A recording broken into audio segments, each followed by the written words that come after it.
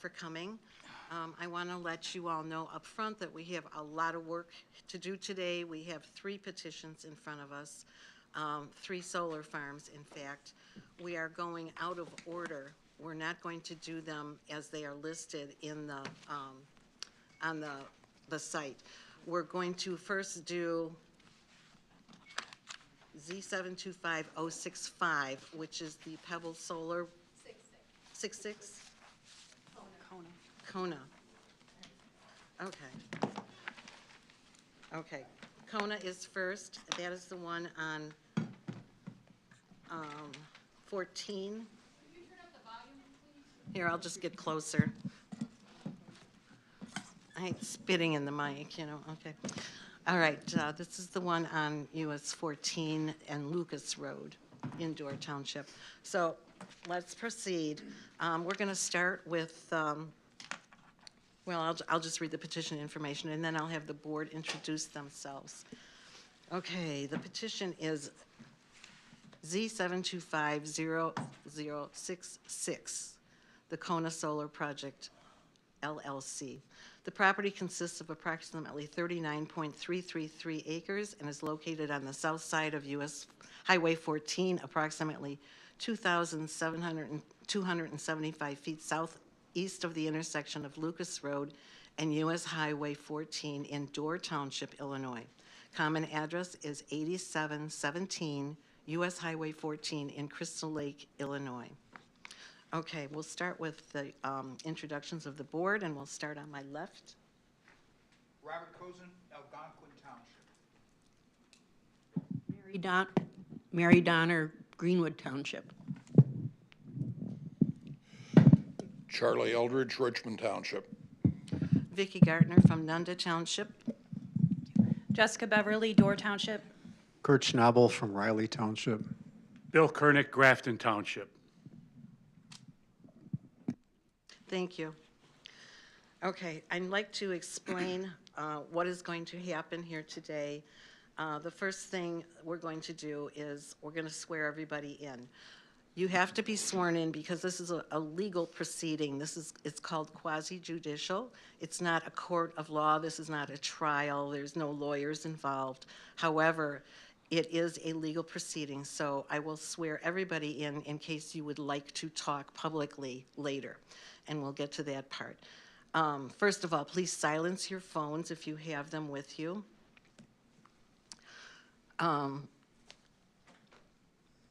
We'll hear from the petitioner what they would like to do and where and how and when and why, and that is going to be their testimony. Then the board will ask questions of the petitioners, and then the staff may have questions as well. After that, anybody in the audience will have a chance to ask a question. I want to emphasize that in order to speak, you need to be recognized first. You don't just get up and start yelling your questions. You have to be recognized. I will tell you to come up. You need to give your name and your address, and you need to ask the questions of the testimony that the petitioner has already given, not on anything else. And you are asking the petitioner, not the board. The board doesn't have the answers that you need. The petitioners do. So, moving on from there, we'll have our staff report, and we'll have any public comments that the audience would like to make. And that means you can stand up and you can politely and respectfully give your opinion, and you will have 3 minutes to do that. I will time it on my phone. As for the questions, I'm going to ask you, please don't repeat questions that somebody else has asked. If you don't have time for all the questions that you have, you can pass your questions on to someone else to ask. And when you are giving your comments about this petition, again, please be respectful and please stay within your limited time. I will use my phone to time everybody. After that, we will close the hearing portion of this meeting, and we'll go into the voting portion. And again, before we start, I'd like to just let everybody know that we are in a position where we are not exactly allowed to vote against solar farms. This is something that is mandated by the state of Illinois, and I'm going to ask our staff person, Kim, to elaborate on that a little bit.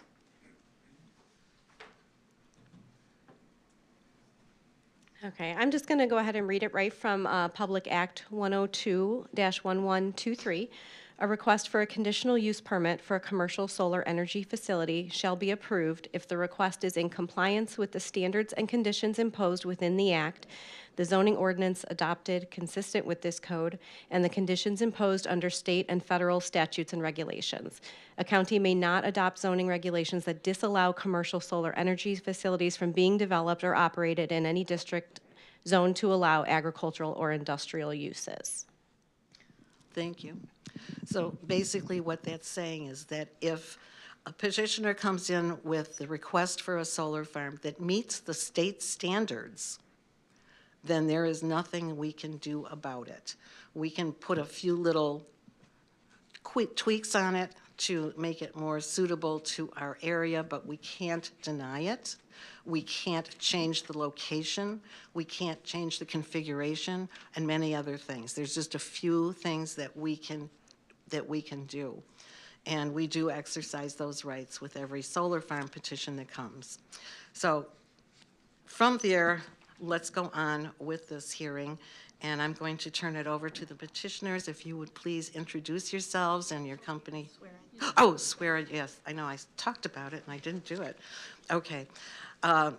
If you're going to be testifying or talking at all today, in fact, everybody, just please raise your right hand. I swear to tell the truth, the whole truth, and nothing but the truth in this testimony today. I do. Thank you. Okay. Petitioners, please go ahead. I'll kick us off. Thank you. Good afternoon. My name is Ben Jacoby. I'm the attorney for the applicant here in this first solar project, Kona Solar LLC, which is a subsidiary of Cultivate Power. I served for many years as a municipal attorney, counseling ZBAs in county boards, and it's a privilege now to be on this side of the podium and to be here before you today. I'm going to introduce this project at a 30,000-foot level and introduce who I'm with here today and what you can expect, and then I'm going to turn it over to the project team to run through the project details. So I have a robust team with me here today. We have Dylan Haber. He's the lead developer for the project, and also Paul Bottom to my left is also with Cultivate Power and on the development team. Cal Carlson is an engineer from Kimley Horn, and he'll be talking about engineering aspects and answering any questions that you have on engineering protocols and particulars. We also have with us in the room the landowners here. Spiro Pappas, Joanne Pappas, and Jim Pappas are all here. We're honored with their presence and their support, and excited to move forward with this project with their partnership. We are excited about this project. It's a good place for solar. The project includes a development of a 5-megawatt solar project, community solar project, which I know this board is familiar with. But for the benefit of some of the people in the room, this is a project that will generate enough power for about 1,100 average U.S. family homes. It's located on the south side of US 14, just south of McHenry County College, if you can place it, and we'll see more on that. It'll utilize about 29 acres inside the fence of a 40-acre parcel, which is currently zoned ag. We are aware of a letter that Crystal Lake submitted in which the city states that it does not object to the project, and we were very happy about that. They proposed 3 conditions, which we don't have a problem with in large part. The first 2 conditions are okay. The third condition we've talked to the city about, and I think we're all in agreement on a condition there too. So, and Dylan will pick up where I left off there, but I didn't want to bury the lead. I think we were in agreement with the city of Crystal Lake and have its support. Projects like this, and this project in particular, will bring a number of benefits to the community, and I always like to highlight those up front. The first are taxes. That's the obvious one. This project will generate about 20 times what the current parcel is generating.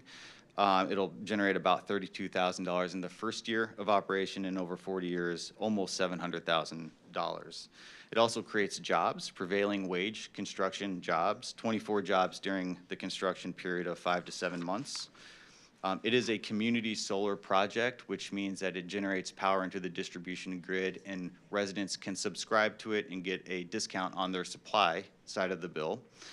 Usually that's 10 to 15% off their supply side that local residents can take advantage of.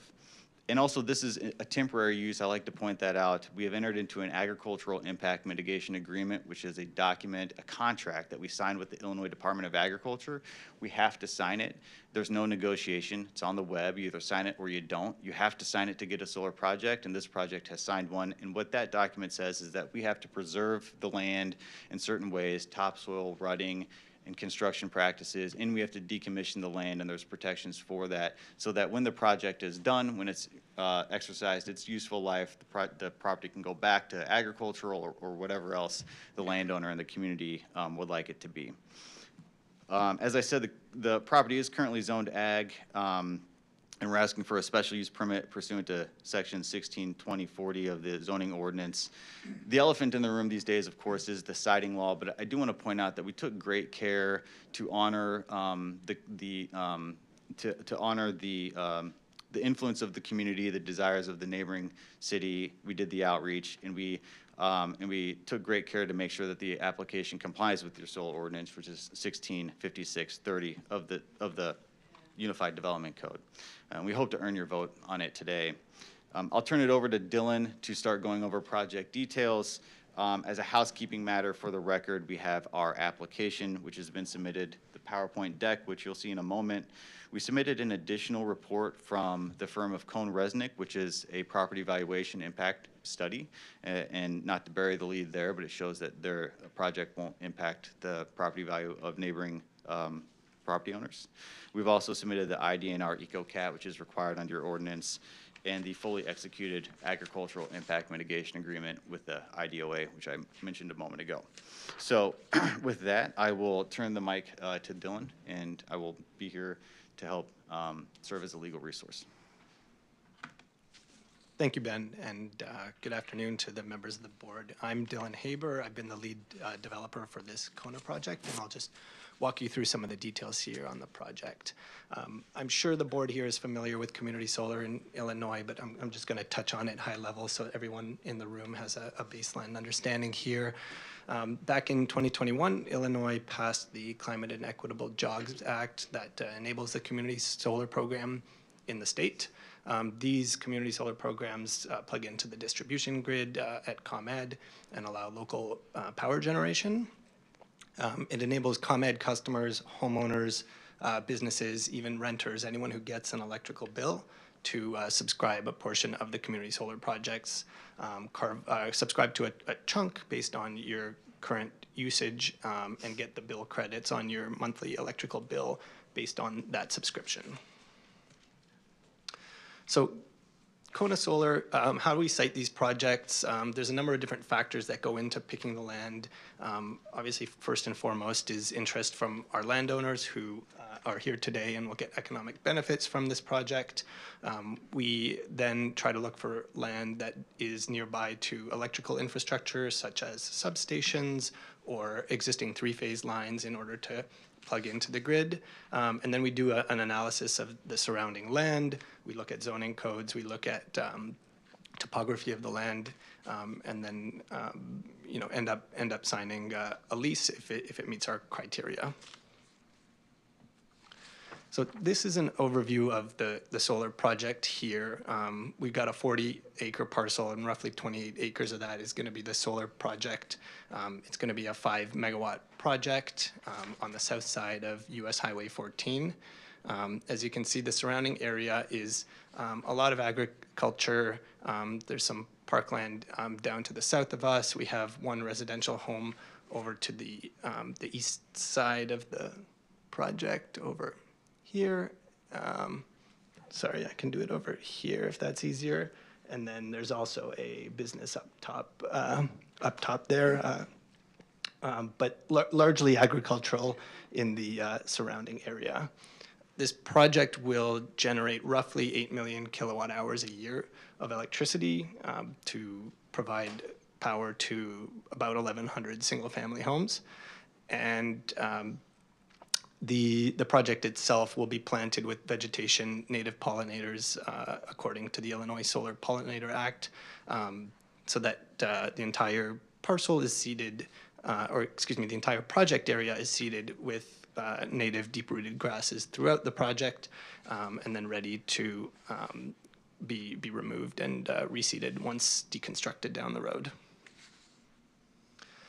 So this is the criteria from the Unified Development Ordinance, the Commercial Solar Energy Facility standards. I'm not going to run through them all in too much detail. I'll just point out a couple of these along the way. And the first one is very relevant to these projects in that we have complied with the 50-foot setback of the panels from the edge of any property that is non-participating.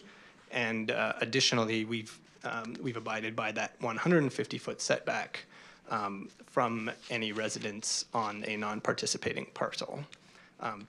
The rest of these here are all other requirements that we have complied with in our site plan that we'll get to in a minute, but things like height, lighting, glare requirements, avoiding wetlands and woodlands, including the grass and low-profile pollinator species that I mentioned earlier, including fencing around the perimeter of the project. And then this one is also important.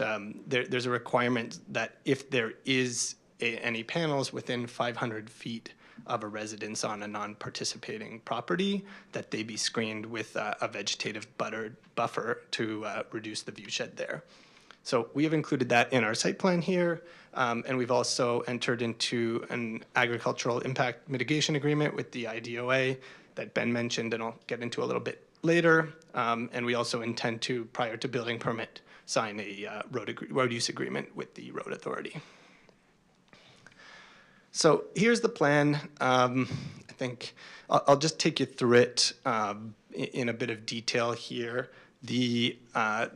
We're located at the south side of US Highway 14, and at the northeast corner up here, we have our road that connects in our access road driveway that leads you down to this central area that has the equipment pad and the battery storage equipment, and that's where we keep the transformers and the inverters and the central equipment for the solar facility.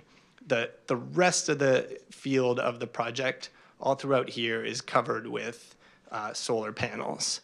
And these are a single axis tracker type of technology where the solar panels track the sunlight throughout the day.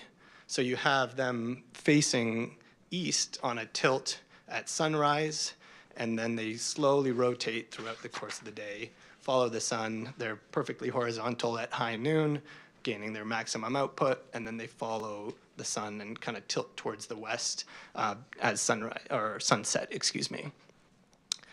So that's kind of the bulk of it. We do have a perimeter fence there for security reasons.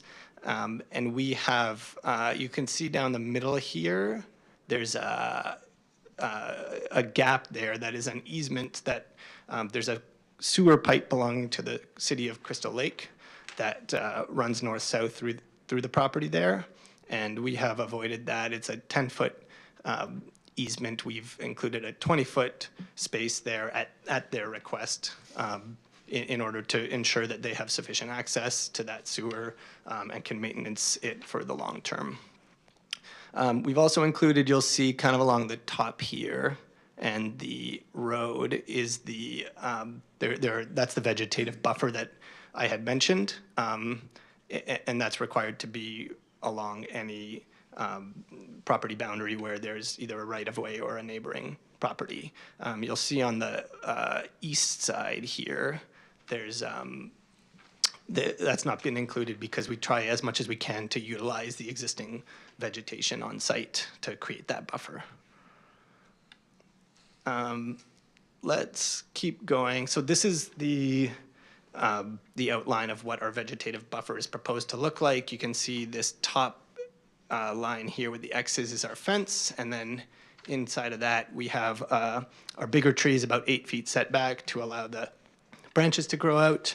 Those are proposed to be evergreen trees. And then this front row here, excuse me, is more deciduous trees and shrubs to fill in the gap there. And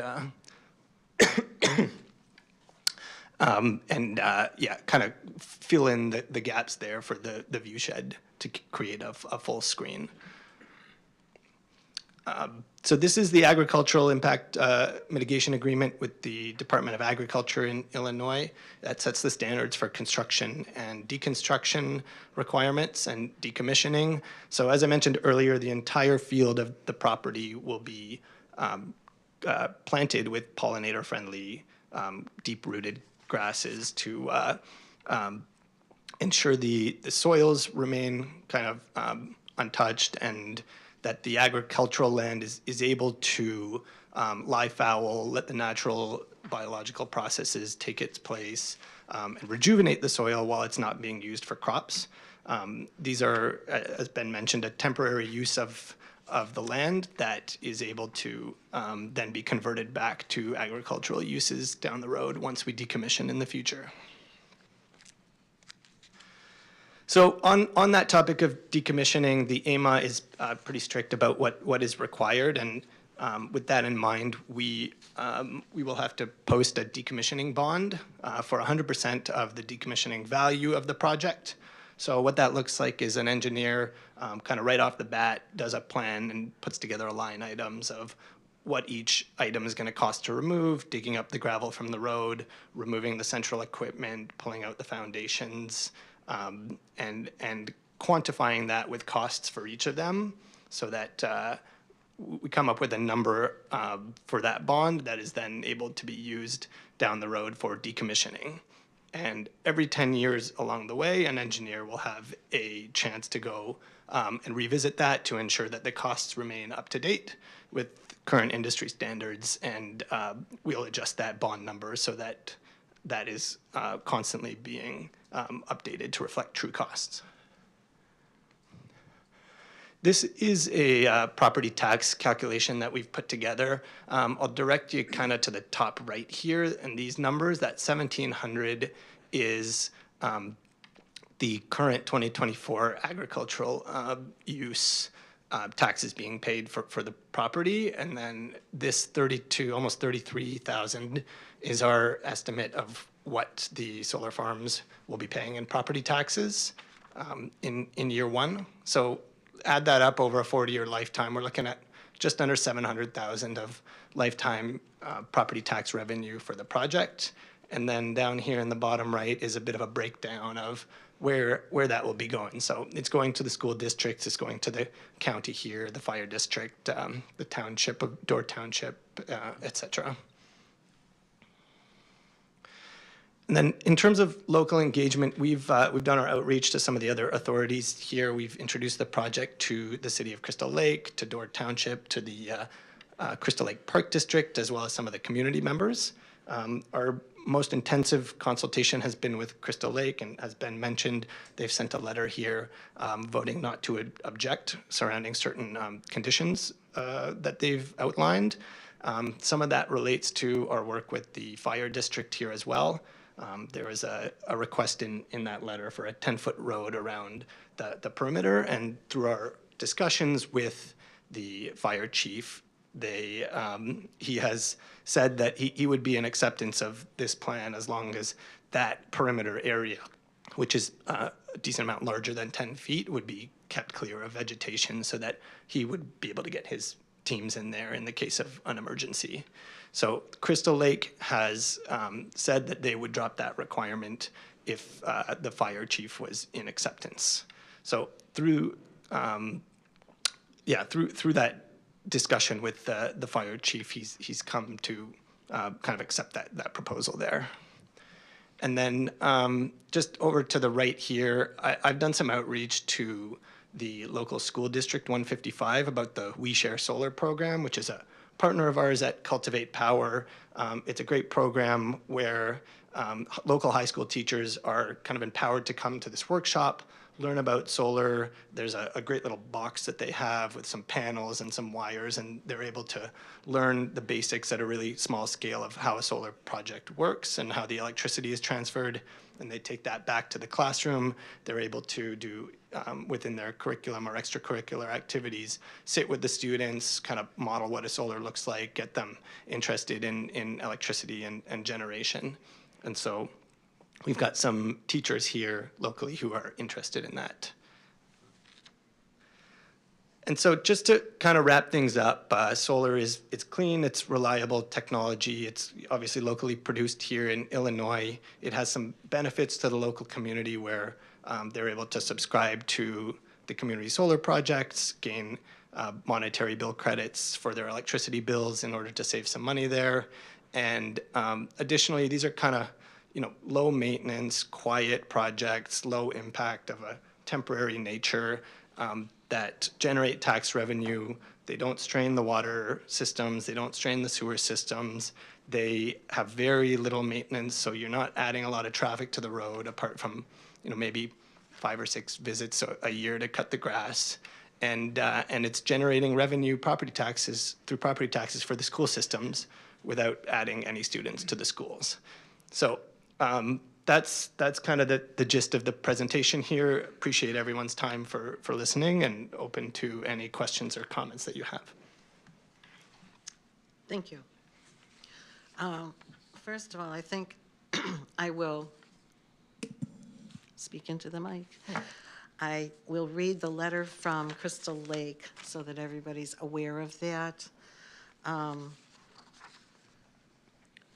This is from the city of Crystal Lake.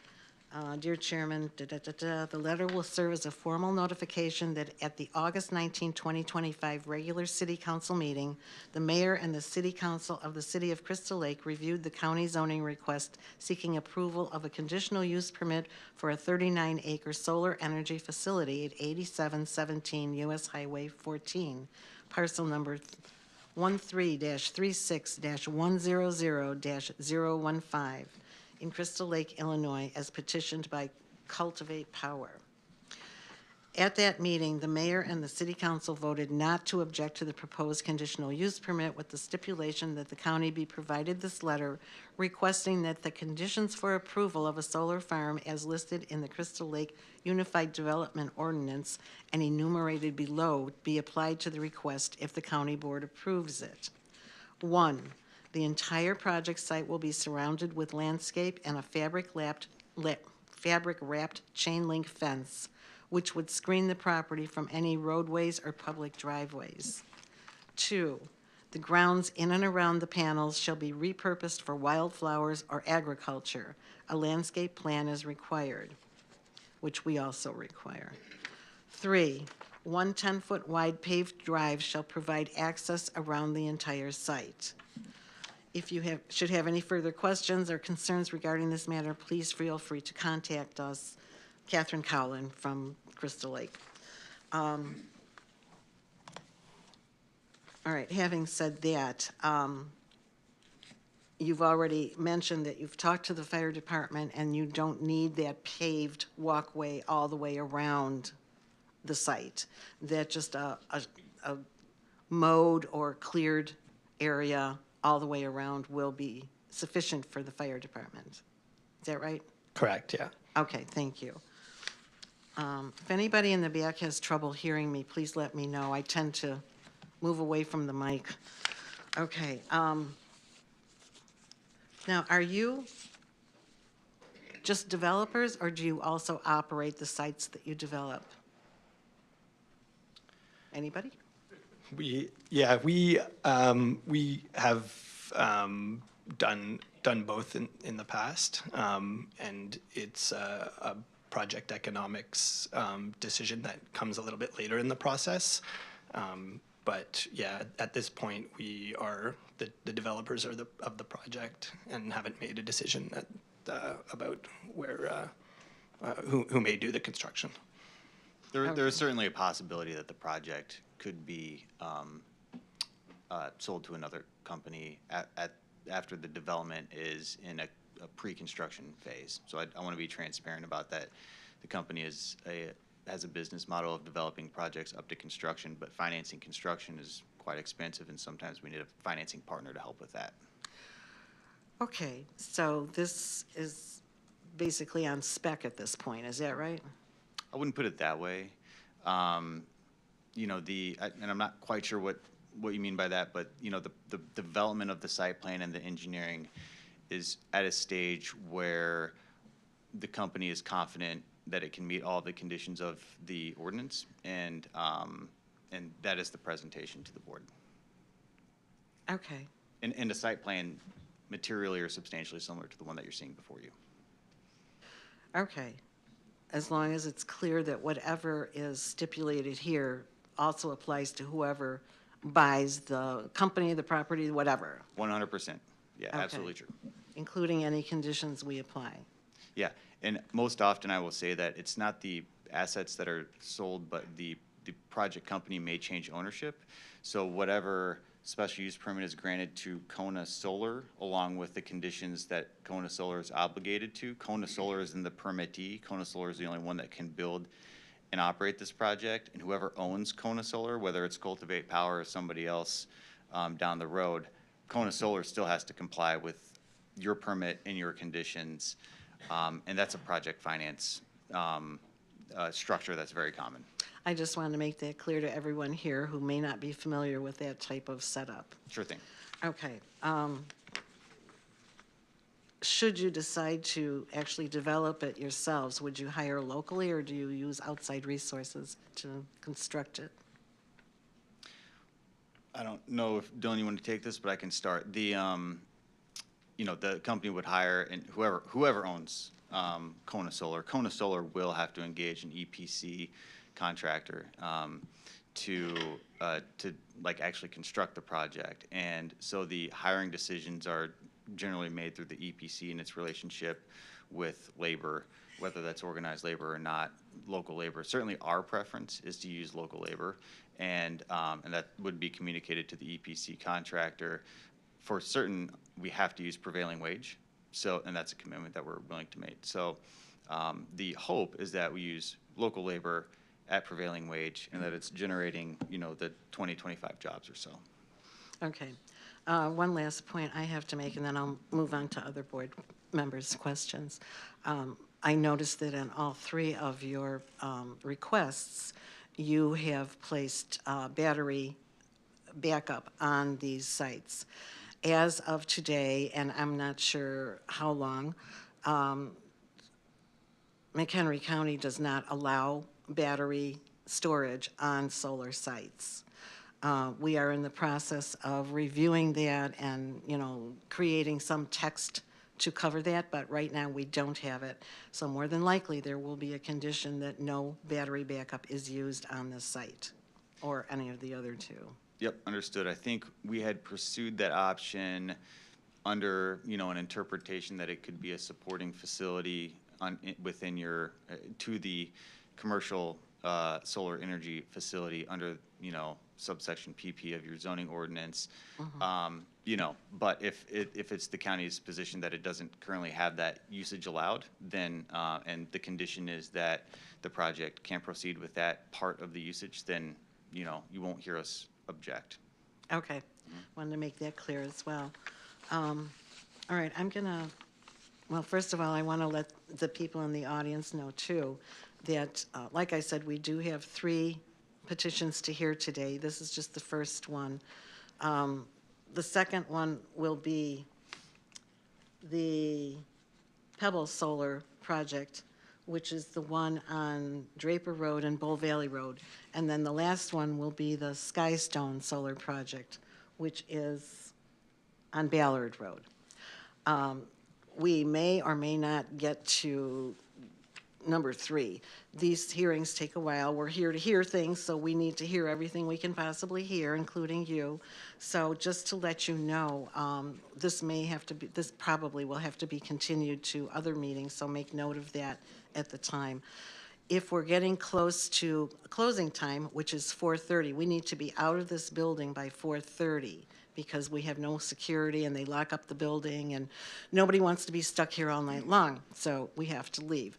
If we're getting close to that time and we haven't even started the third one yet, we will stop everything, make a future date for that one, and let everybody know.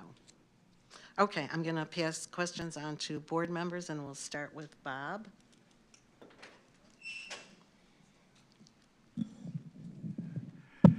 Thank you, Madam Chairman.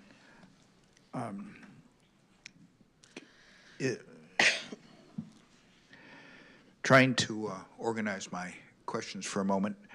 In terms of the site usage, is it correct that the property to the immediate north and that which crosses Northwest Highway is the what one would refer to as the ComEd transmission power line? Yes, that's correct. Also, the property to the, southeast, or the adjoining property is owned by Crystal Lake Park District? Yeah, to the south and the southwest there is the Crystal Lake Park District. Just, I'm sorry for jumping around. In the lists of taxing body, there was no reference to the Crystal Lake Park District. Is this property not in that district? Let me just go back there. What? No, I meant the payment, your property, is it not within the Crystal Lake Park District? By that table, it would indicate it is not. And I just was wanted Correct. to be Yeah, sure I that don't believe it is. I pulled this from the tax records for the property. So the boundary line between the Park District and you is also their taxing body. Yes. There is the sanitary sewer at this time easement occupied or used? Yes, I believe it's there. There is an existing sewer that is in use. There is an area on the property that is identified for storage. What type of storage? It's a cross-hatched area? Yeah, right over here. Yes, above the, Point it up here, Dylan. I'll do it there. Sorry, is that better? Right there in the middle. what's its purpose, or? So that's a supporting battery energy storage facility. So it's self-contained battery that supports grid services for the energy. Solar energy by nature is instantaneous. It's generated. It needs to be fed into the grid right away. And with that supporting facility, that would allow storage of energy and discharge at more optimal times and provide additional grid services to ComEd. And that's the use I believe Madam Vice Chair indicated was not allowed, so. I'm sorry, I got my little labels confused. There's also another one that's called a staging area. Yeah, so that's just north of the battery area here, this hatched area, and that's just empty space that we use during construction to lay down our modules and will remain empty throughout the life of the project. Reference to the inverters, how many will be on the property and their location? Can you give him a mic? Yeah, use the mic and please introduce yourself. Hello, my name is Calvin Carlson, and I'm the civil engineer on the project, licensed in Illinois. At the time, the assumption is that we'll have 2 inverters on the project. We have yet to decide what those will be, but we will likely use 2. And would it be correct that their general location be in that utility storage area? Just to the west of the battery energy storage area. And those inverters are placed to be as close to the generation area and the PV array modules as possible, and as far from existing homes as possible. Just so we all have a similar, the noise attenuation and so forth from the, can you speak to that in a? Sure. Or you want to do it? Yeah, I can take that. There is a small hum that comes out of these inverters, but we place them in the middle of the property well, for a number of reasons, but it keeps them away from the edges, and the equivalent is roughly, a dishwasher or a washing machine at 20 or 30 feet away. Dylan, is it true that you cannot hear those inverters at the property line? That's correct. And Cal, is that true that those inverters are operating underneath the Illinois Pollution Control Board regulations? That is correct, yes. Well, then also following along that line in terms of proximity and background ambient noise, aren't they closer to a 4-lane interstate highway known as Route Northwest Highway?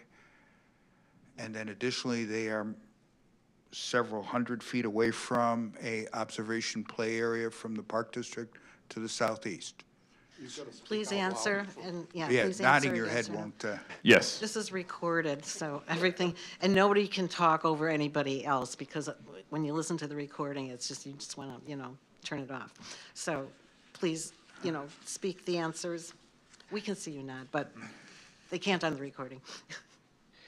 in terms of community engagement, in the immediate area, is the MCC, has anybody considered or reached out to their programs and their applications? At this point, we've not reached out to them, but they are on our radar as a potential community partner for this project. That concludes my questions. Thank you, Madam Chairman. Thank you. Mary? Okay, I'm a little on the outside of this. So how long is your lease with the Pappas family? We have an initial 20-year lease with options to extend that up to 40 years. Okay, I'm just checking because according to certain rules, the conditions are that this could go on for a long period of time, and I wanted to check to make sure what it is that you had. During traffic, during the construction, you have 2 to 15 cars per day or 1 to 10 trucks per day.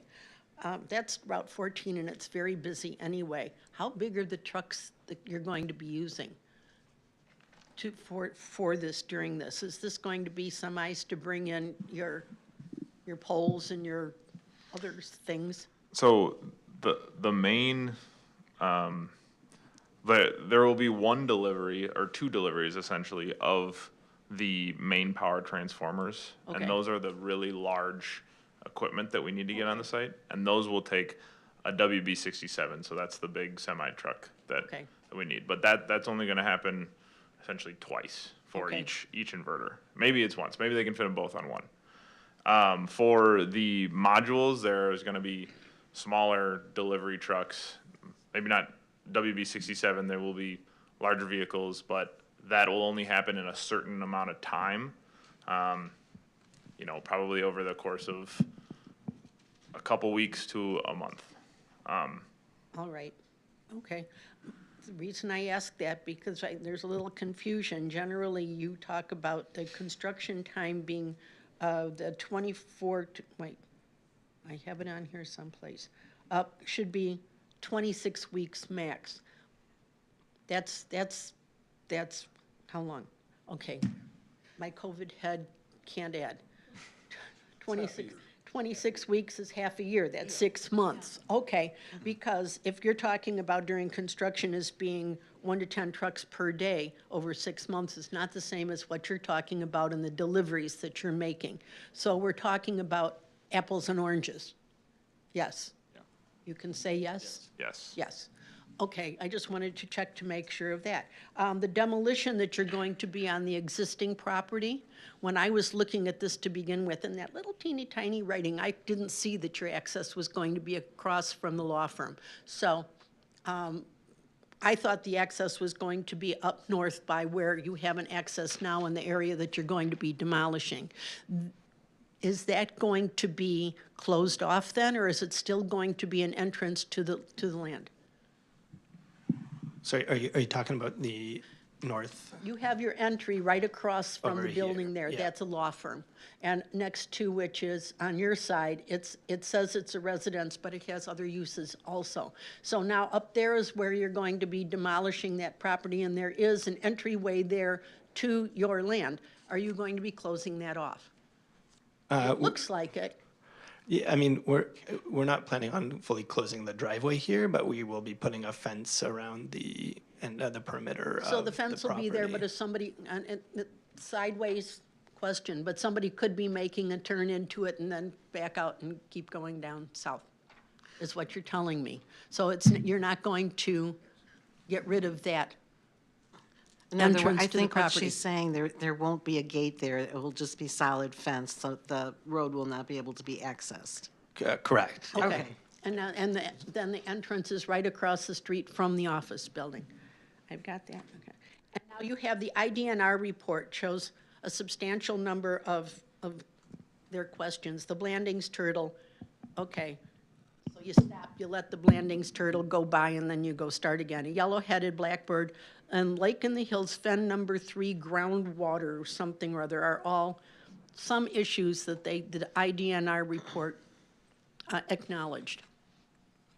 I assume you can answer me, yes, is this going to be something that you will be addressing in each of these areas? I don't know how you affect the Lake in the Hills Fen, because Lake in the Hills is far south of Crystal Lake, but it's something that's on there. So I assume that you're going to be able to address those issues. Yes, that's correct. We've received the IDNR report and we'll be addressing all the issues. Okay, and then on your arrays, it says you will have single access tracking system. Whatever that means, I do understand it. It's on one side, it goes from east to west. The total height of that you indicate is going to be a maximum of 15 feet? So we estimate it to be about 15 feet. About 15 feet, okay. Just checking to make sure that that is also correct. Those are the only questions I have at this time. Thank you. Mr. Eldridge? Yes, most of what I would have asked has been answered. My only question is, what is the status of your interconnection agreement or proposed interconnection agreement with ComEd at this time? We have not yet signed the interconnection agreement, but we are getting close, and we received a copy of it recently. And ComEd has indicated that this is an appropriate interconnection location. Yeah. Yes, we've gone through the process with them, and they've given us the interconnection agreement to sign. Thank you. Thank you. Ms. Beverly? You may. Thank you. I want to go back to the fencing comments. So per the DNR recommendations on fencing, they say required fencing excluding areas near or adjacent to public access areas should have a 6-inch gap along the bottom to prevent the restriction of wildlife movement. Woven wire or a suitable habitat wildlife-friendly fence should be used, and barbed wire should be avoided. And this is incidentally incorporated into the conditions suggested by our staff in number 6, indicating that recommendations made by DNR in the June 11th, 2025 letter to the applicants with regard to protected resources in the vicinity of the project located shall be followed. So I want to go back to the Crystal Lake letter requesting the specific fence. It seems like our staff guidance is that we follow DNR's recommendations. Are you comfortable doing that? Yes, we understood this to be in conflict from the city level and the county level, and we've had some discussions with the planning department about that. And while we were originally trying to accommodate the city request, we've now reverted back to that agricultural style fence. Because that satisfies the Blandings turtle issue and all of the other requirements noted in the DNR record. And that's a standard requirement for DNR on these reports, right? Yes. Thank you. Can you give me a little bit more of an idea about why you have the triangles of pollinator gardens up there? Yeah, so that's something else I wanted to touch on, and also did come at the request of Crystal Lake. They are not usually included in our projects for the pollinators outside of the fenced area, but that was a specific request from Crystal Lake in their attempt to buffer the road there. And so we've included that in addition to the entire field within the fence. Is it your intention to plant taller native pollinator species there to act as an additional buffer from the trees, or will it just be consistent with what's under the panels? It will be consistent with what's under the panels. And I wanted to just jump back to Ms. Donner's questions about 6 months of construction. You can have a solar farm significantly constructed within a month or two. It just takes longer to be live, and that's included in the 6-month time period? Yes, that's correct. So you're not going to have trucks in and out every day for 6 months to put it up. They go up rather quickly, right? You want to take this?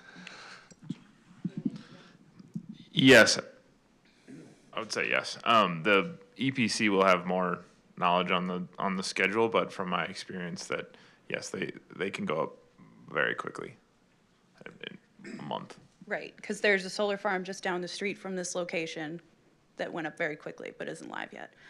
So that's where I was going with that.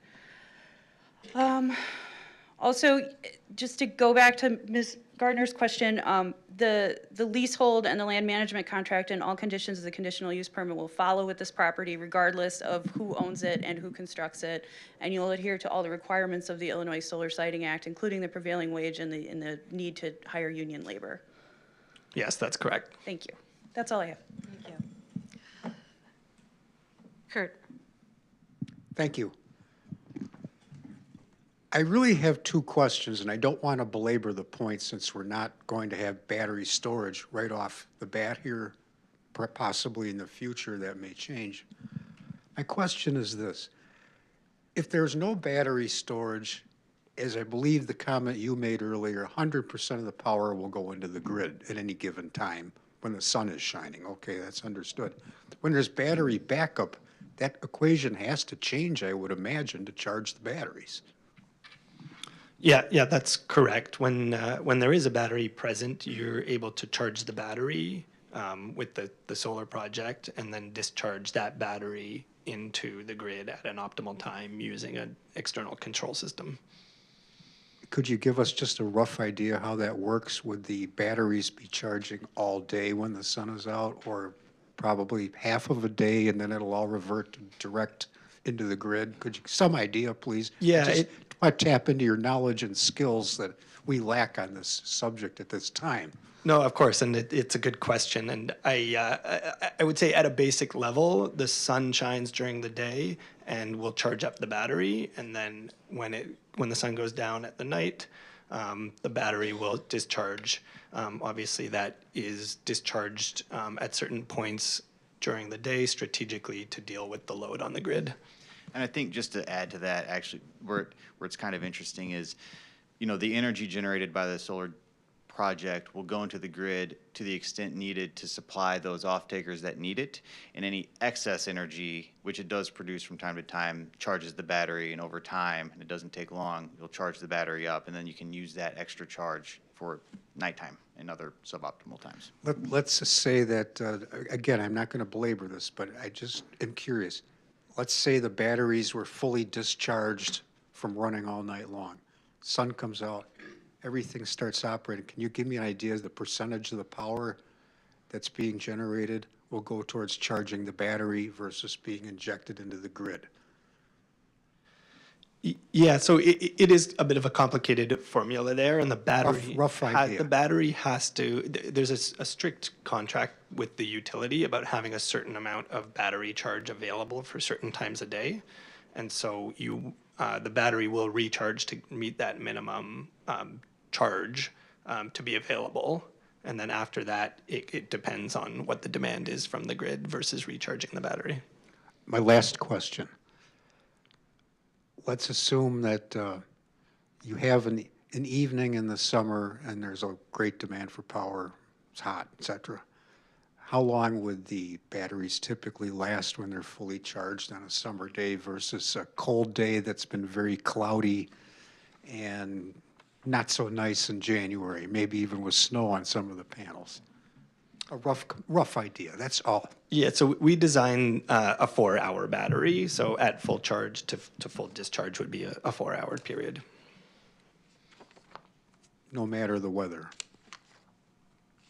Yeah, the weather impacts the charging, not the discharging portion. Okay, okay, thank you very much. That gives me a much better idea. Thank you.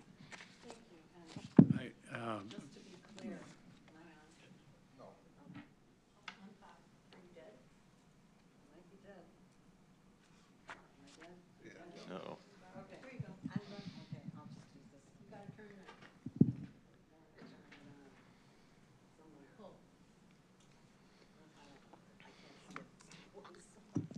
Okay, you can hear me now. So just to be clear, despite all of those questions, there will be no battery storage on the site. Okay, thank you. Mr. Kernick? Just one question. Should the county in the future allow battery energy storage systems on solar farms? Do you anticipate coming before us to retrofit the development to put in batteries?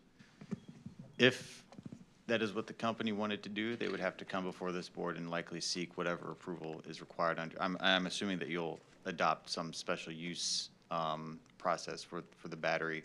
So it's hard to predict, you know, financially whether that's the right decision at that time. But if it is, of course, we'd have to come back and get the proper approvals. Okay, but you at least at this time, you don't know one way or another whether you would decide that you wanted a BESS storage system there. It's hard to know until we see the economics at the time and also what your ordinance looks like. Okay. You know, there is no state siting law for battery, so, you know, the county, I think, has some more flexibility, and we'd have to see what the county requires. Okay, that's all I have. Oh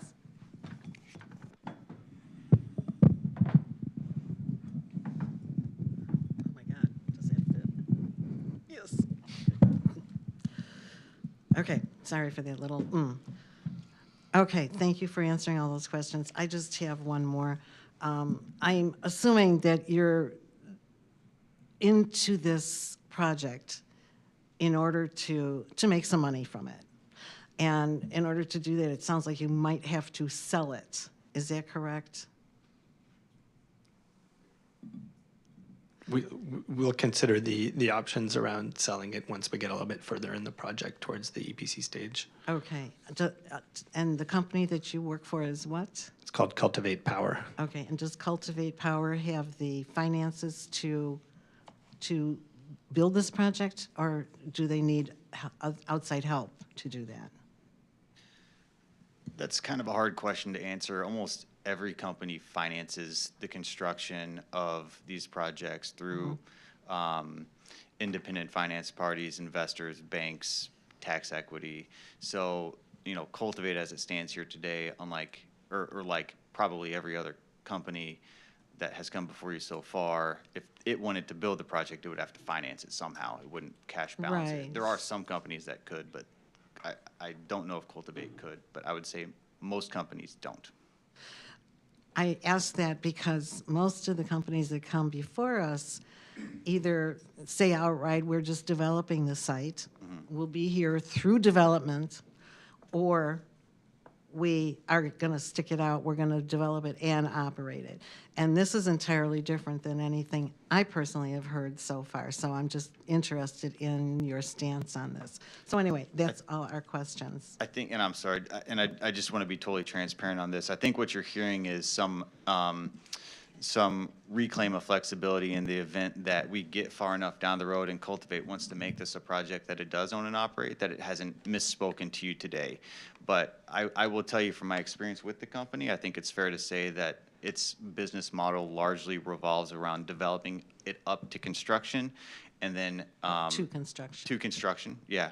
not through construction. Not through construction, up to construction, as most of the what we call NTP developers have been before you. I've looked at the list of projects that have been before you. I think all of them, except for maybe one or two, have followed the exact same business model that Cultivate Power is following, which is you get the project up and ready for construction, and then you go out and look for finance partners for construction, and that often involves selling some or all of the equity in the project company, like we discussed earlier today. Okay, so, you know, on that point, does Cultivate Power have any operating solar farms in Illinois? I don't know the answer to that. Somebody?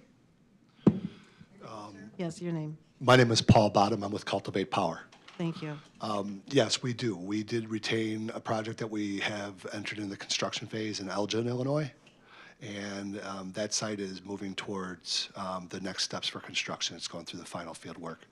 And then I would add, in our model with our partners, we do work with a lot of partners that we have worked with in the past who become owner-operators, and those are partners we've worked with on other projects. So we work a lot of times with the same finance partners. Okay. All right, this just sounded different to me.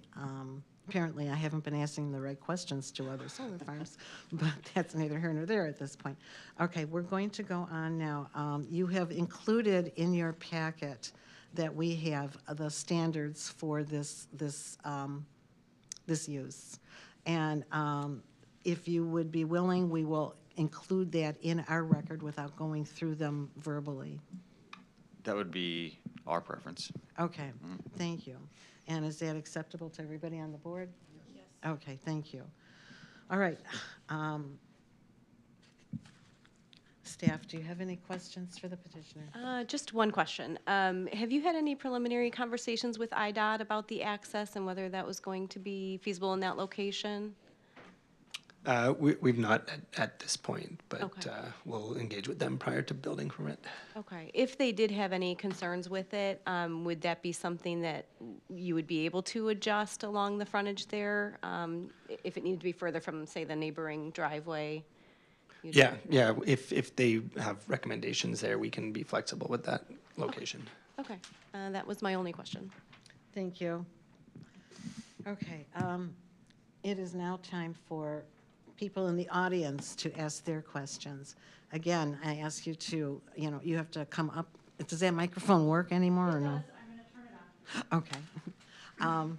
Okay. We're running out of mics up here, so. Okay, thank you.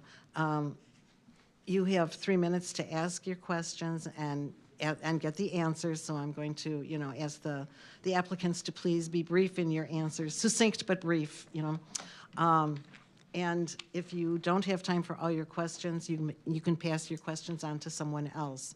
Also, please don't repeat questions, and your questions are only for the testimony that's been given by the petitioner. Okay, ma'am, come on up.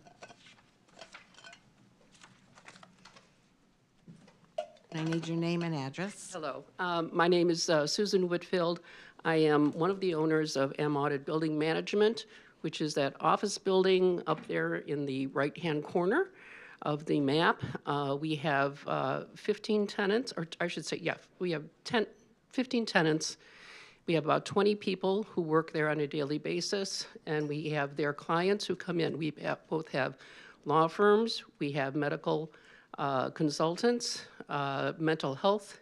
We have 2 nonprofits. Do you have a question? Yes, I do. Okay, you better get on it. Okay.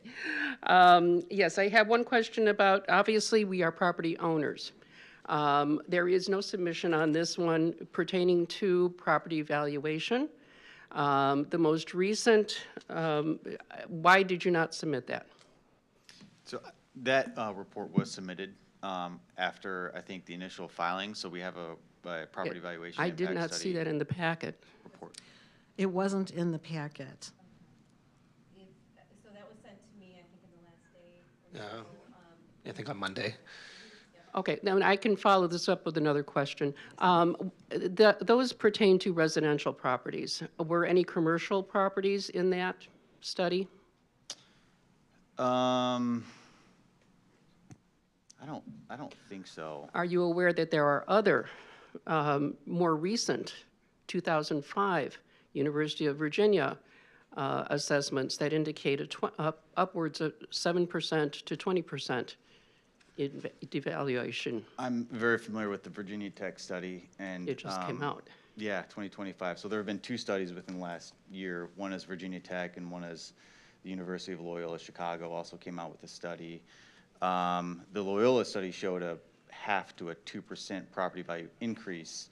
That was for residential. It did not cover commercial or office. Okay. Yeah, in the Midwest, though, and specifically in Illinois. But it doesn't cover this project. because it doesn't pertain to our property. Yeah.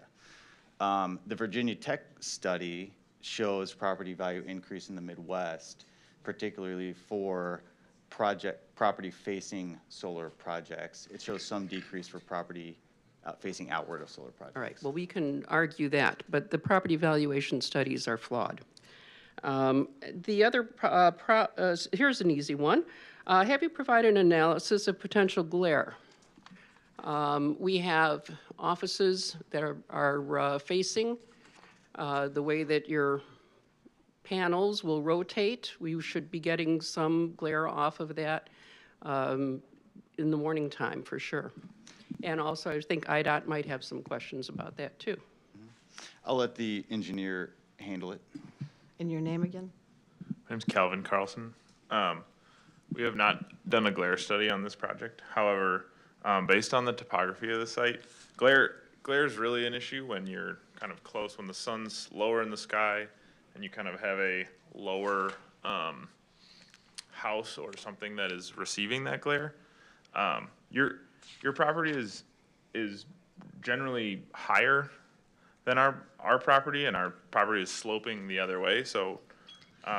Okay, time is up for questions. Okay. Go ahead and answer that, and then we'll move Essentially, on. in my professional opinion, there will be no glare on your site based on the topography.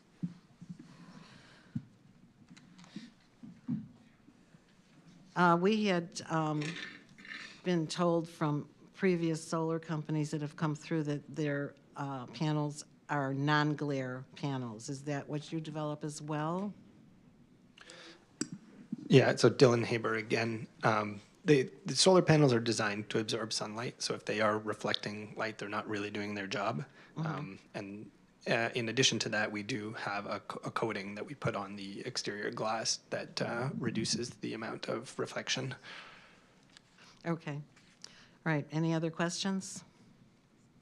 Okay, come forward, your name and address.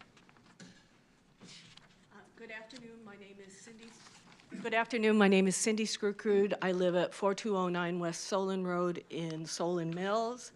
I chair the Environmental Defenders of McHenry County's Water and Natural Resources Protection Action Team.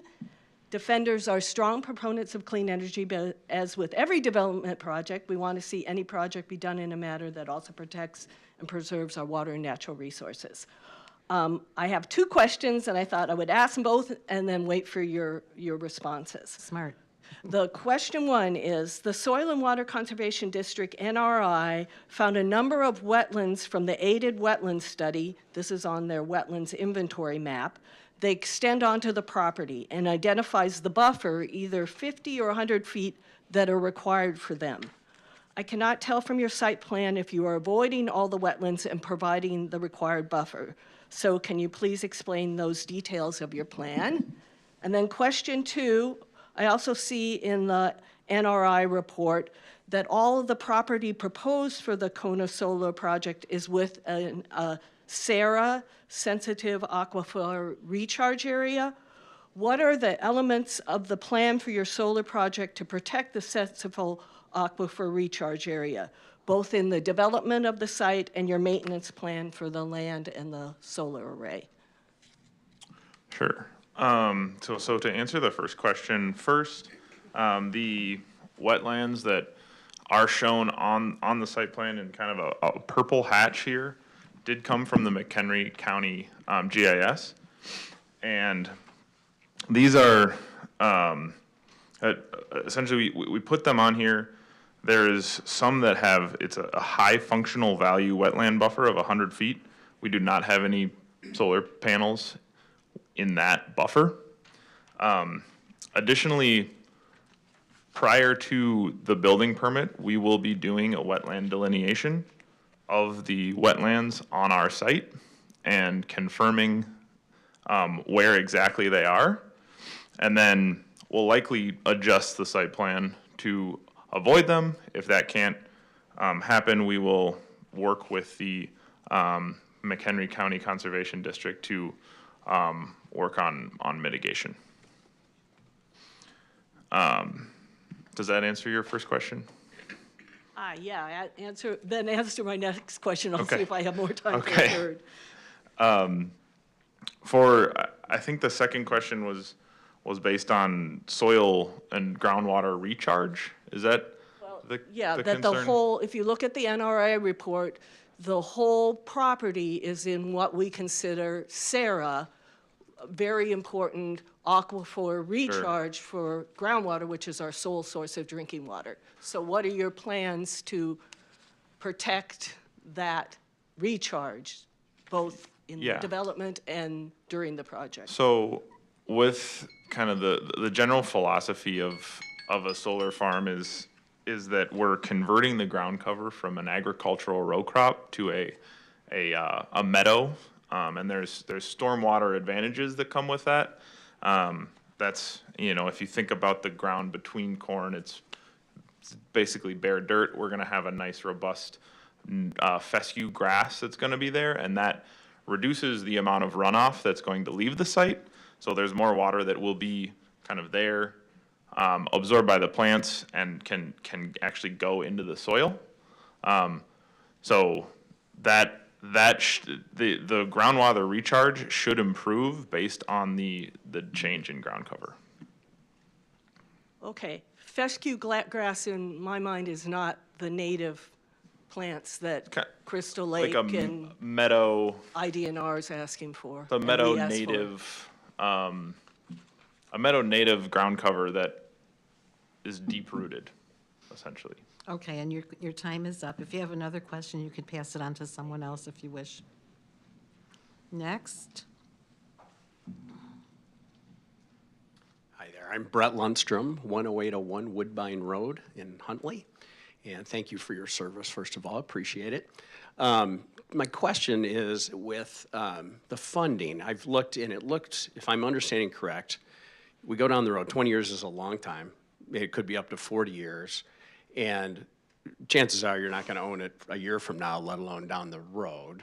So as we go down the road, how do we know that the funding is going to be there to both maintain this and dismantle it when the time comes for it? When you might have 5-year bonds, but 5 years from now, the company that owns it doesn't have the wherewithal to get the bond, can't get blood out of a stone.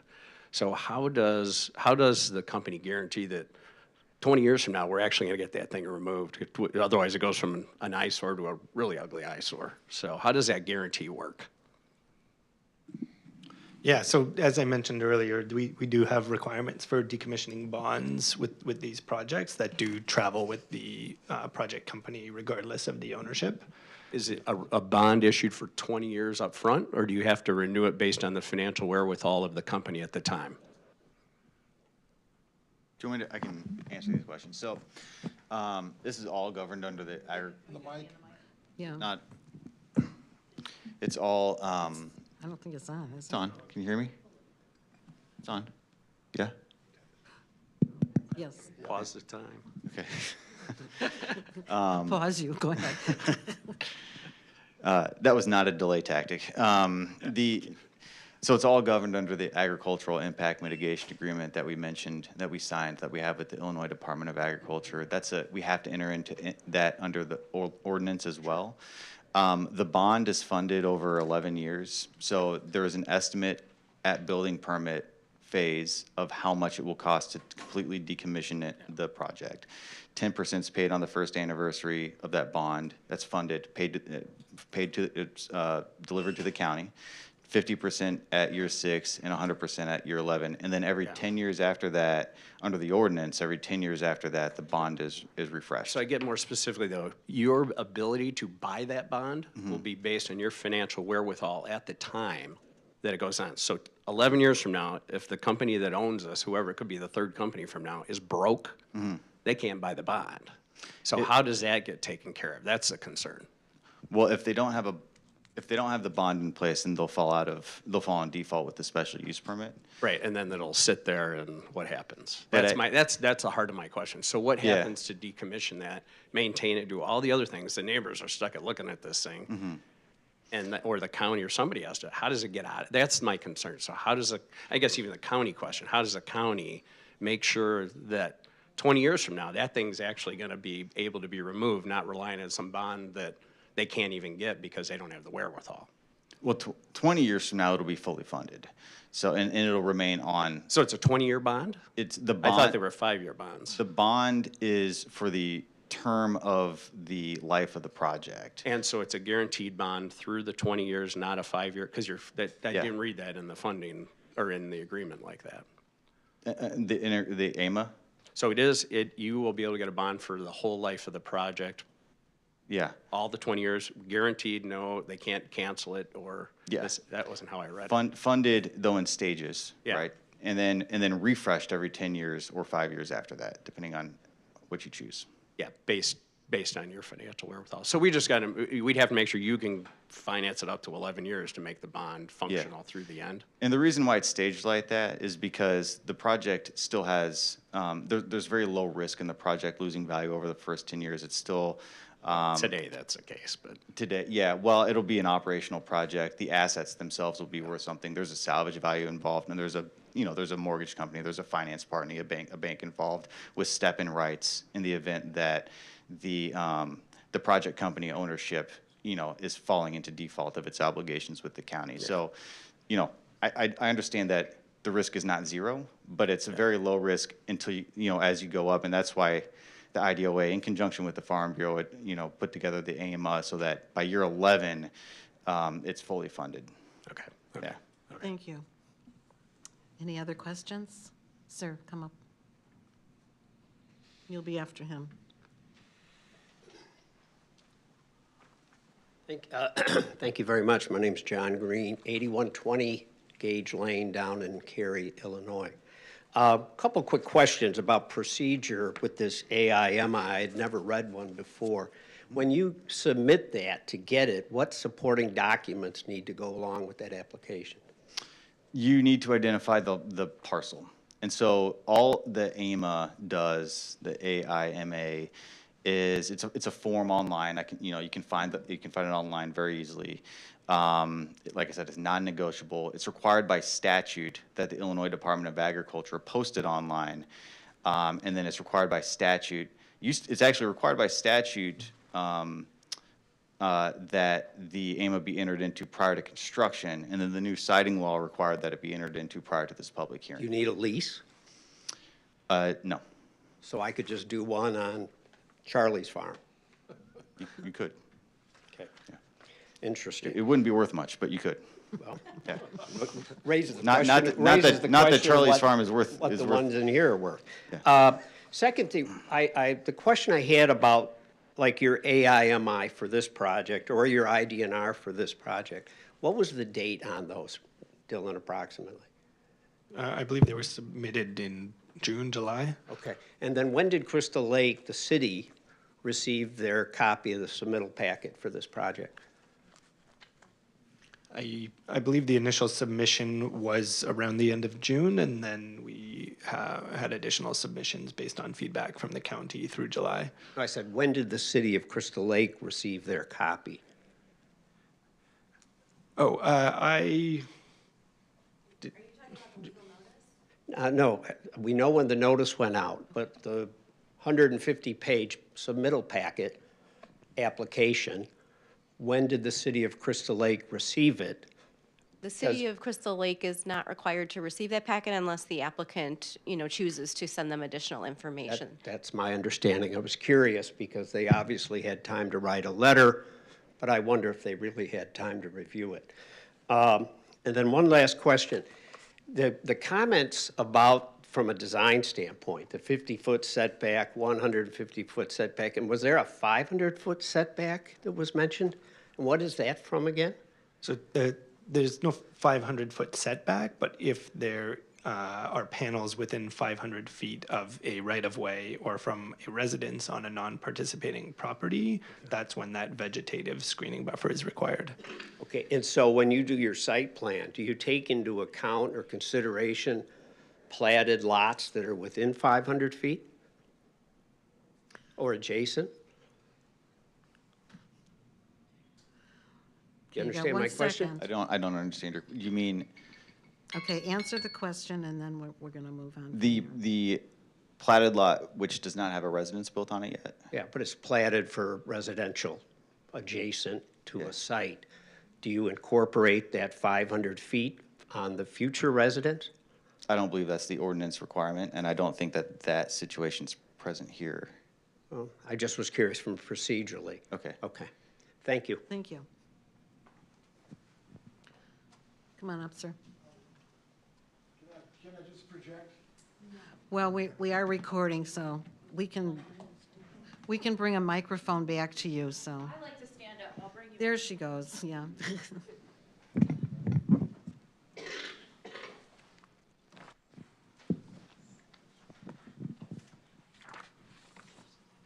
My name is Fred Lambeck in Bull Valley. This is really for the board. For those of us that are a little hazy, Well, these questions are actually for the petitioner, not for the board. okay. Okay. You didn't have anything else?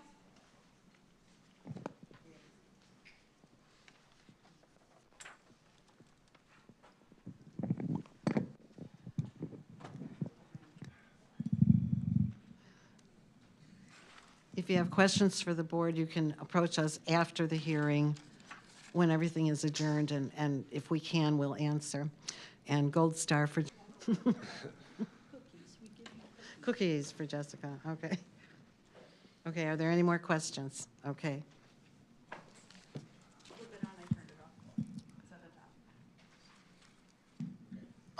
My name's Scott Puma. It's Puma.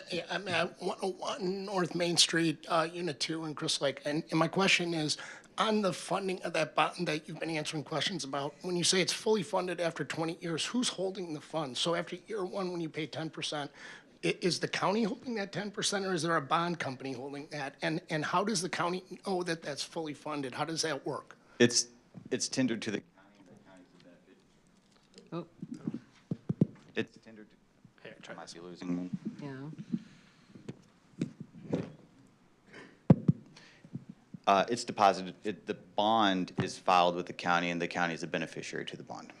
So is there a bonding company like Western Assurity, or is this a bond that you make, like a personal bond that the company makes and then funds that to the county, and then the county holds that money? It's bonded by a financial institution. Okay, and are you, and the county, but then those funds are deposited like a letter of credit with the county, or how is the county holding the funds? I'm not understanding that. The bond gives the county the right to call upon the financial institution to pay the bond in the event of certain triggers, such as the project being abandoned or not being decommissioned in accordance with the ordinance. Okay, so the county holds the bond, the bonding company holds the funds? Yes. Okay, that's what I was wondering where the money was. So the money is being fully funded, held by the bonding company, right? Correct. Okay, all right, thanks. Thank you. Any other questions? Okay. So we'll move on. Next, we'll have our staff report.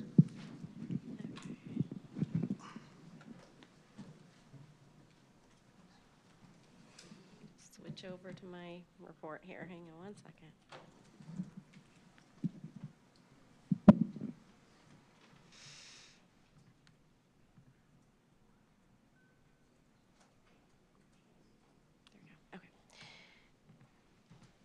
Okay, so the subject property is zoned A1 Agriculture District.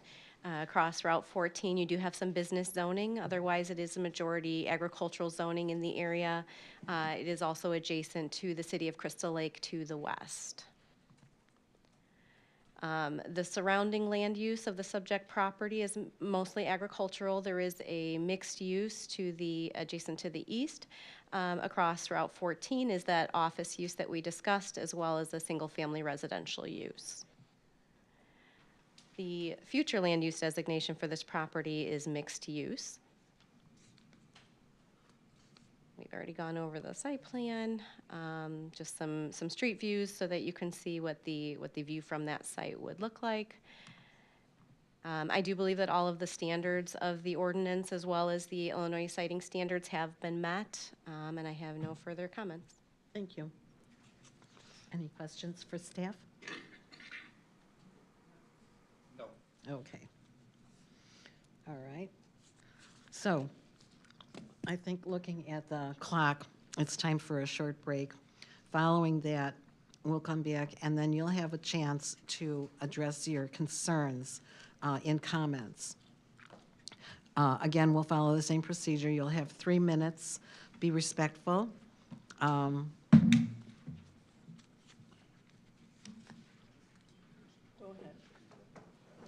Okay, so we're going to break for 5 minutes or maybe 6.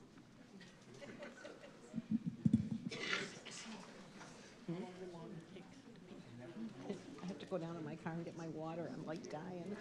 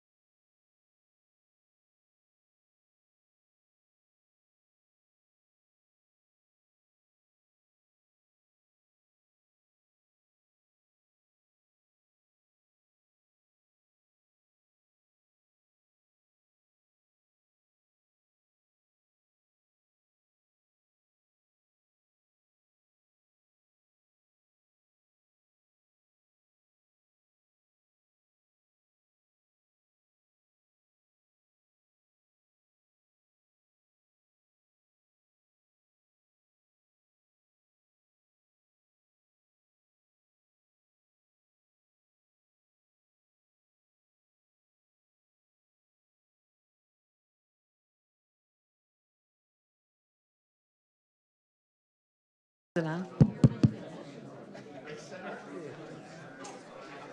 I'm going to call this meeting back to order. That was loud. Okay, it's time now for, well, a couple of things. First of all, I was reminded by one of the audience members who's also on a board that I should let people know this is not the final say-so on this petition. This will have to go to the county board for final approval, and that will be sometime after it has gone through this board, the zoning board. So don't hate us too much. When this is all said and done, we're not the final step. Okay. The other thing I wanted to remind people is that we will probably not get to the next two petitions today. And one is Ballard Road and the other one is Bull Valley, yes. We just don't have time. And what we will do is we'll go through your comments. We will probably go into voting portion for this hearing. And then what I'll do is I'll close that portion. We'll open up the other two petitions and we'll give dates and times so that you know where and when it will be. And if you came for those two, I'm very sorry if we don't get to them. We're doing the best we can, but this is a lot of material to get through on all three of them. And we want to give it everything that we have so that we're coming up with the final, a good decision on things. Okay, having said that, we will go on with the public comments. Again, wait until you're recognized, come up to the microphone, state your name and your address. You'll have 3 minutes. And please be respectful. And who'd like to be first? Oh, first of all, before we start, has everybody been sworn in? What? Did you go with your left hand instead of your right because you did you? What? Okay. Have you been sworn in? Yeah. You have? Yeah. Oh, okay. In the crowd. I could see you. Okay. Your hands were down here, so I couldn't see you. My apologies. No big deal. My name is James Pappas. My family owns the property in question. I just wanted to thank the board for listening to this petition, and we're hopeful that this passes today. That's all. Thank you. Thank you. You don't care if you're under oath or not. Okay. And who else would like to speak in favor or opposed to? Come forward, please.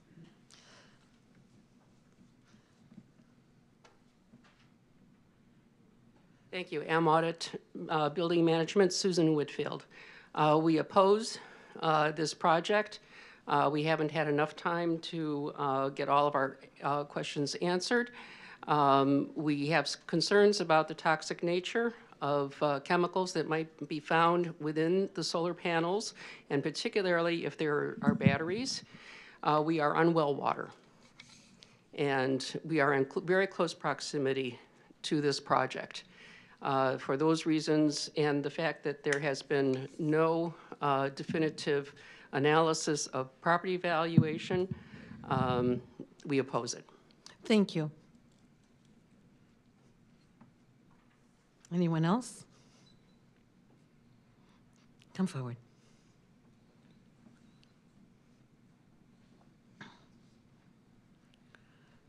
Okay, again, good afternoon. I'm Cindy Skirkrud. I chair the Environmental Defenders of McHenry County's Water and Natural Resources Protection Action Team.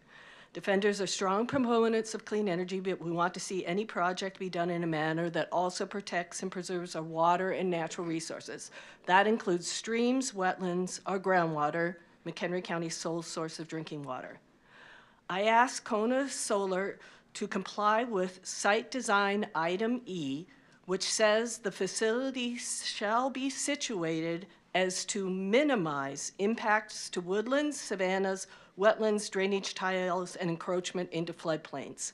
So please revise your plan when the wetlands on their site are delineated to avoid these wetlands and to follow our county's buffer requirements. Wetlands serve flooding, water quality, and habitat functions that we do not want to lose. And based on the aerial, wetland avoidance looks pretty easy on this parcel since the wetlands are pretty much on the edge of the parcel. I also ask that you plan to sow your solar farm with low-stature native prairie plants with long roots that will provide good water infiltration on site. This will help the site maintain its role as a sensitive aquifer recharge area for Crystal Lake. This area is the recharge area for the lake, Crystal Lake. I did check, and Notting fescue is native to McHenry County, so that grass could be used. But the defenders would also want flowering native plants planted on the site in order to provide pollinator habitat, something sorely needed in our county for imperiled and endangered species like the monarch butterfly and the rusty patch bumblebee. On battery storage, the Environmental Defenders of McHenry County supports the county's plan to complete an update to the Unified Development Ordinance for the siting of battery storage facilities instead of doing so ad hoc in conjunction with solar farm proposals. Thank you. Thank you.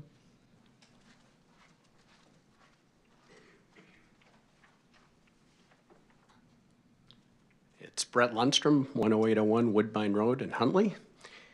Reading through the solar agriculture impact mitigation report, just looking through this, a lot of stuff's good in this that they have to do, so there's positive. But there's one fatal flaw, in my opinion, is that essentially the bond does not have to be funded till 11 years later. You think of what was happening with solar panels 11 years ago. We didn't know that much about solar panels. So think how much changes. What I would encourage, a recommendation would be any project that is approved, if you have to approve it, that a condition of the project is that the bond is 100% funded before the approval starts, and that it is the length of this, whatever the lease is for the solar. Then we know that it's going to be maintained and taken care of, and we don't have to take the financial risk of what could happen. So that's all. Thank you.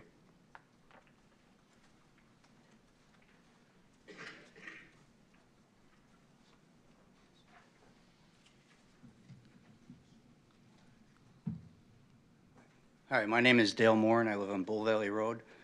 This isn't a particular solar project that is in question for me personally, but I do have a statement or a recommendation for the board that you postpone the vote today for, if no other reason. My biggest concern is Cultivate Power they have the sub-companies, Kona Power in this case, Pebble on Bull Valley Road, and I don't even know what the name of the one is in Huntley. We got 3 different owned by the same parent company.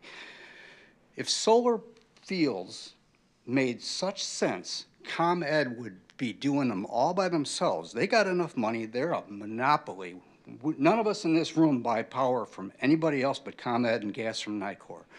And if it wasn't for the government subsidies and the grants given to these companies to do this, then ComEd would be doing it on their own. And why doesn't ComEd do it? So these companies get our government tax monies and grant things to build this stuff, and then they turn around and sell them to somebody else. It's just more ways that we end up paying more money for our energy. So I recommend you postpone the vote so that the people involved in this project have more time to do it. And I know the state of Illinois is tying your hands, so I get all this stuff. I just ask for fairness. Thank you. Thank you. I'm sorry, there's no applause. No, hold that down. This is a recorded legal procedure, so please don't do that. Thank you. Anybody else have a comment? Okay.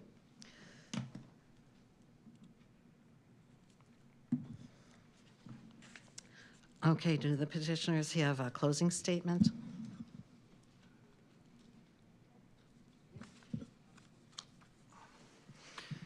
Thank you, Madam Vice Chair. I'll be very brief. We do believe that the evidence today has supported all of the factors within your ordinance. We adopt and incorporate those factors as set forth in the narrative portion of our application. I won't go through them one by one. You have our explanations there, and so we'll adopt those as written and as the testimony has supported today. There were 1 or 2 comments that I wanted to address And the first is the property valuation, and in response to Ms. Woodfield's comments regarding the commercial property across the street and her reliance on the Virginia Tech study, which is a very recent study from earlier this year, 2025. As I noted to Ms. Woodfield, there have been two studies, the Loyola study and this most recent Virginia Tech study. They both study residential matched pair analysis, so neither of them study commercial properties. My guess is that there aren't enough commercial property transactions to do that kind of study on a macro basis, and that's why we haven't seen property valuation studies. Property valuation is instinctual, you know, like people are concerned about that, and I understand that, and that's why it has been studied so much over the last 10 years or so by University of Rhode Island, Georgia Tech, Berkeley Lab, Loyola, Virginia Tech. Overwhelmingly, those studies are either neutral or show some positive gain to properties in close proximity to these solar projects. One of the reasons that Loyola speculated is because the solar projects paying into the tax base increases the local infrastructure, including schools, and that helps support the property values overall. I had referenced in response to Ms. Woodsfield's questions that the Virginia Tech study showed a property increase in the Midwest, and that is in Figure 4 of the study, where the U.S. Midwest, the transactions studied in the U.S. Midwest did show above zero, so some positive, and those properties that are facing solar showed some positive. So the results in the Virginia Tech study are very mixed. It was a giant macro study, over 8 million transactions studied, and so you really have to break down the numbers to see what they mean. And I'm unaware of an expert so far who's really dug into the numbers enough. But those are the conclusions that, you know, we've been able to extrapolate. So, you know, when you look at the data that we have, which is all that we can rely on, we have the data on residential, we have Virginia Tech, we have Loyola, and the data at the moment shows that, at least in a residential context, property values are not going down, and I think there's some inference you can make with respect to commercial as well.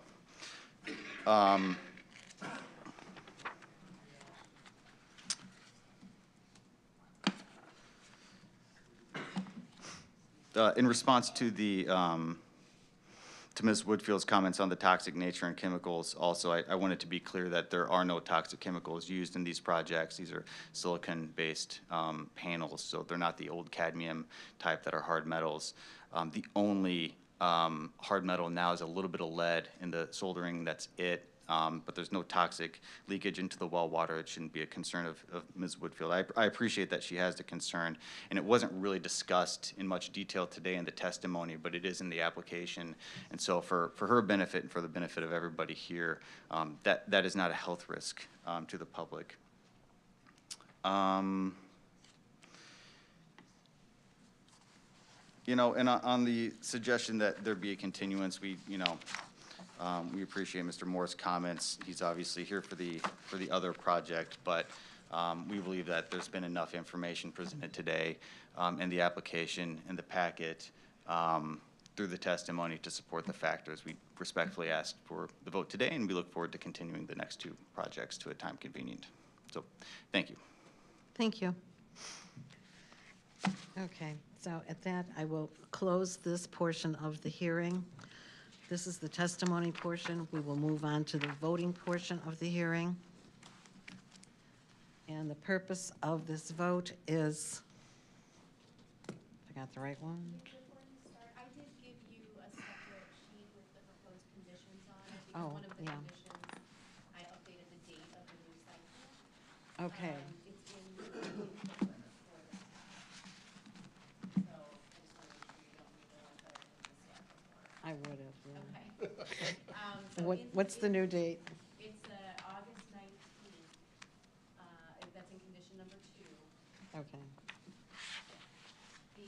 That's the second date of that.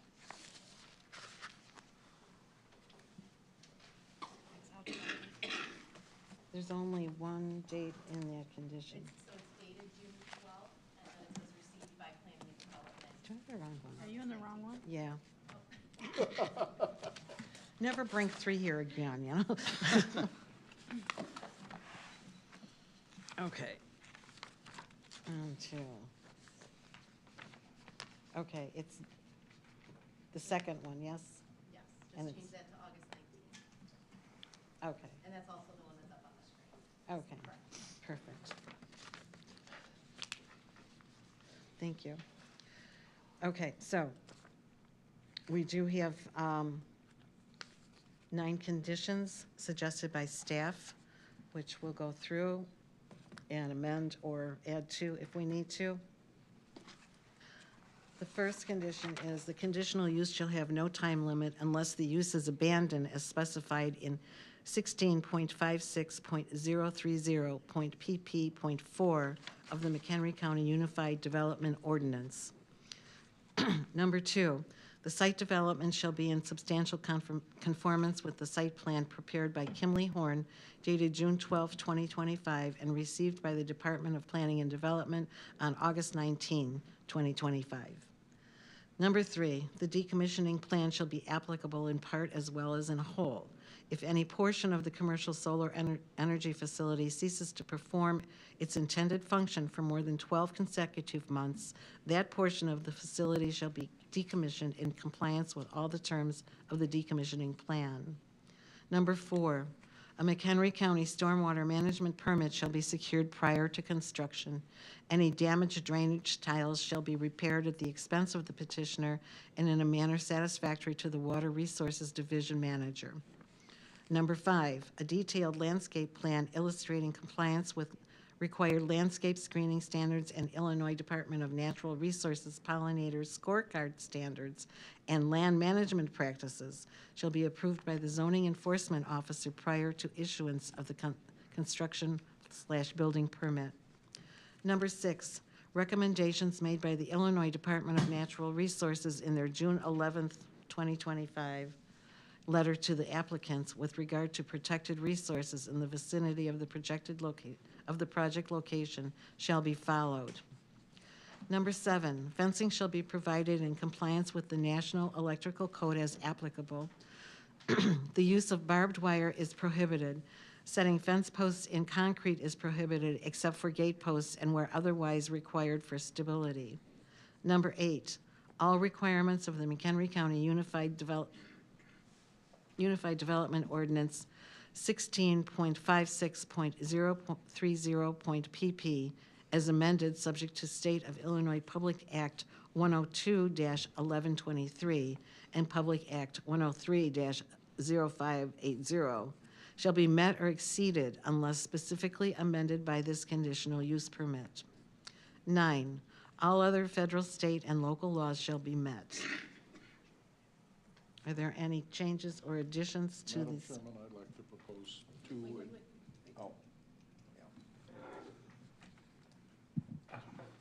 Madam Chairman, I'd like to propose 2 additional conditions. Okay, what's your first one? The first one is that there shall be maintained a clear of any obstructions, a 10-foot wide area for access of emergency vehicles around the entire perimeter of the facility.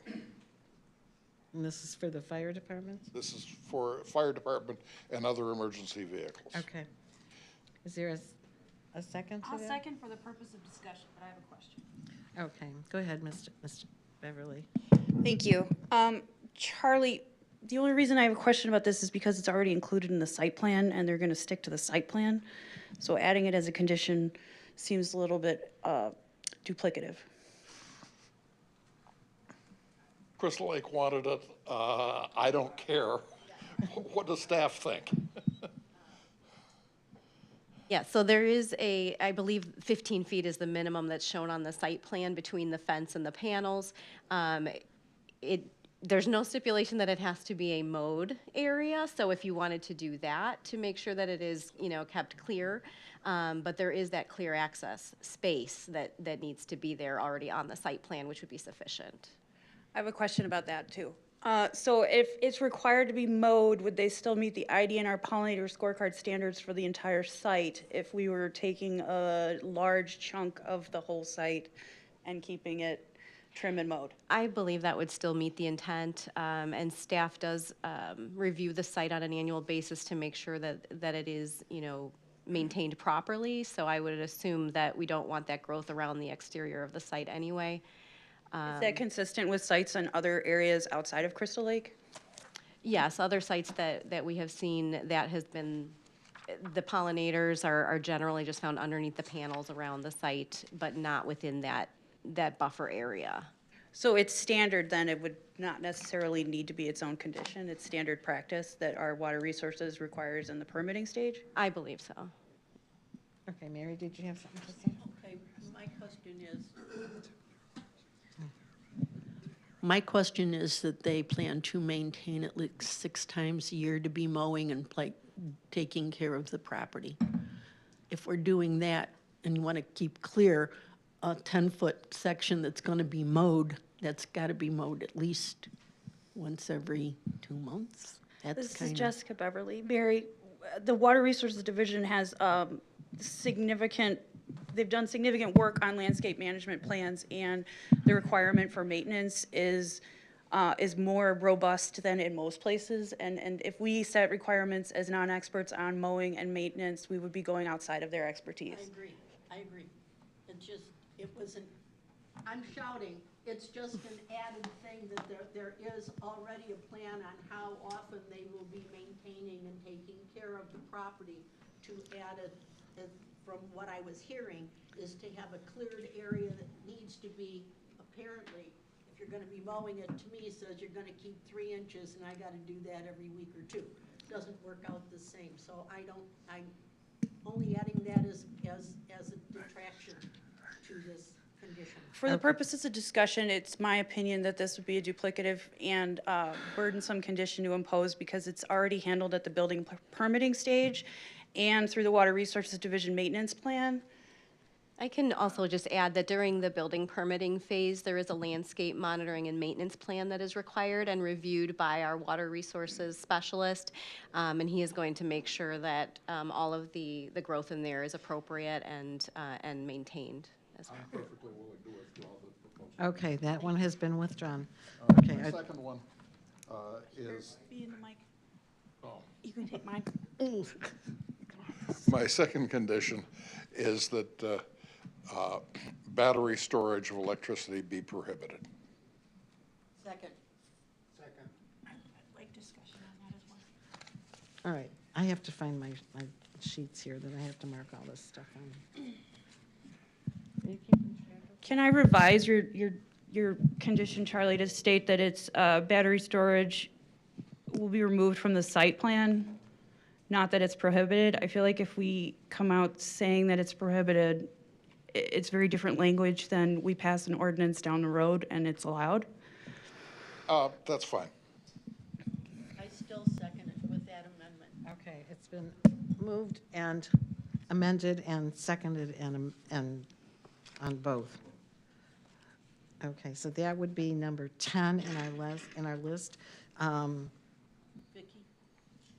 Yes.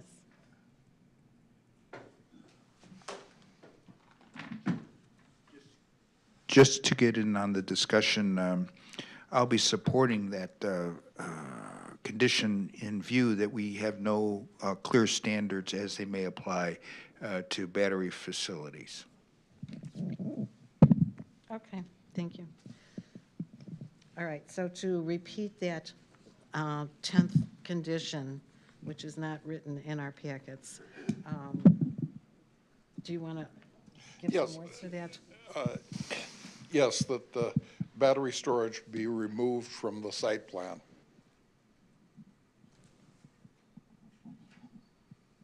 Okay, Dated, whatever it's dated. it would be today, right? No, Oh, from the site plan. yeah, the site plan 19th. was received by the county on August 19th, Yeah. but I think dated June 12th. Okay, all right. Okay, we'll take the roll for the conditions. Mr. Eldridge? Yes. This is so hard, I never have anything here for conditions.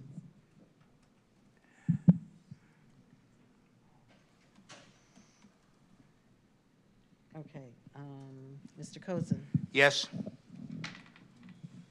Mr. Schnabel, Yes. Ms. Beverly. Yes. Ms. Donner. Yes. Mr. Kernick. Yes. And I'll vote yes. So that's 10 conditions that apply to this petition.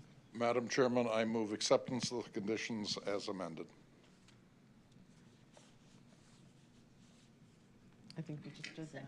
No, we voted on the 10th condition. We haven't voted on all the conditions. Okay, all right. Mr. Eldridge. Yes. Uh, Oh, no. Is there a second? Okay. Two. I still vote yes. Okay. And Mr. Cozen. Yes. Mr. Schnabel. Yes. Ms. Beverly. Yes. Ms. Donner. Yes. And I'll vote yes. So all 10 conditions. Oh, Mr. Kernick. I mean, this is what throws me. Why we're not doing another one today. Yeah, it's been too much already. Yeah. Madam Chairman, I move acceptance of the petition subject to the conditions. Second. Okay, we have a motion and a second, and again, this is for the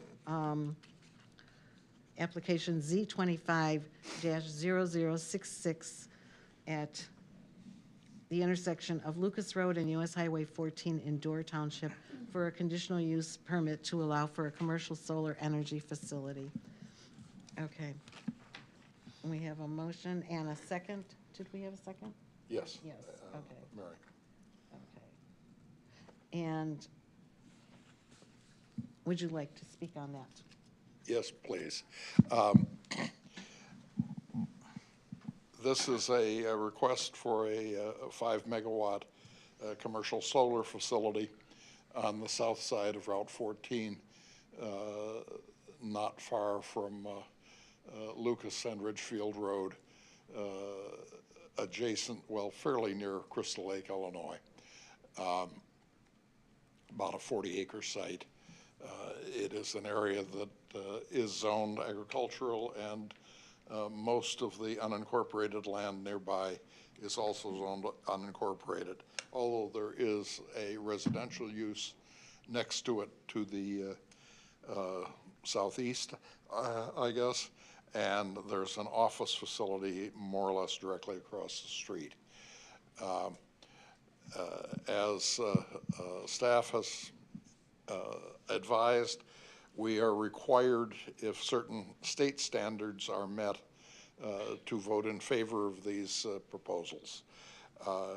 I would note for Mr. Lundgren that I agree completely with what he had to say, and in fact, prior to the state passing the appropriate statutes, the county had a rule that prior to construction permit, a petitioner had to put up a bond for 125% of the engineer's estimate of the replacement cost before they started construction.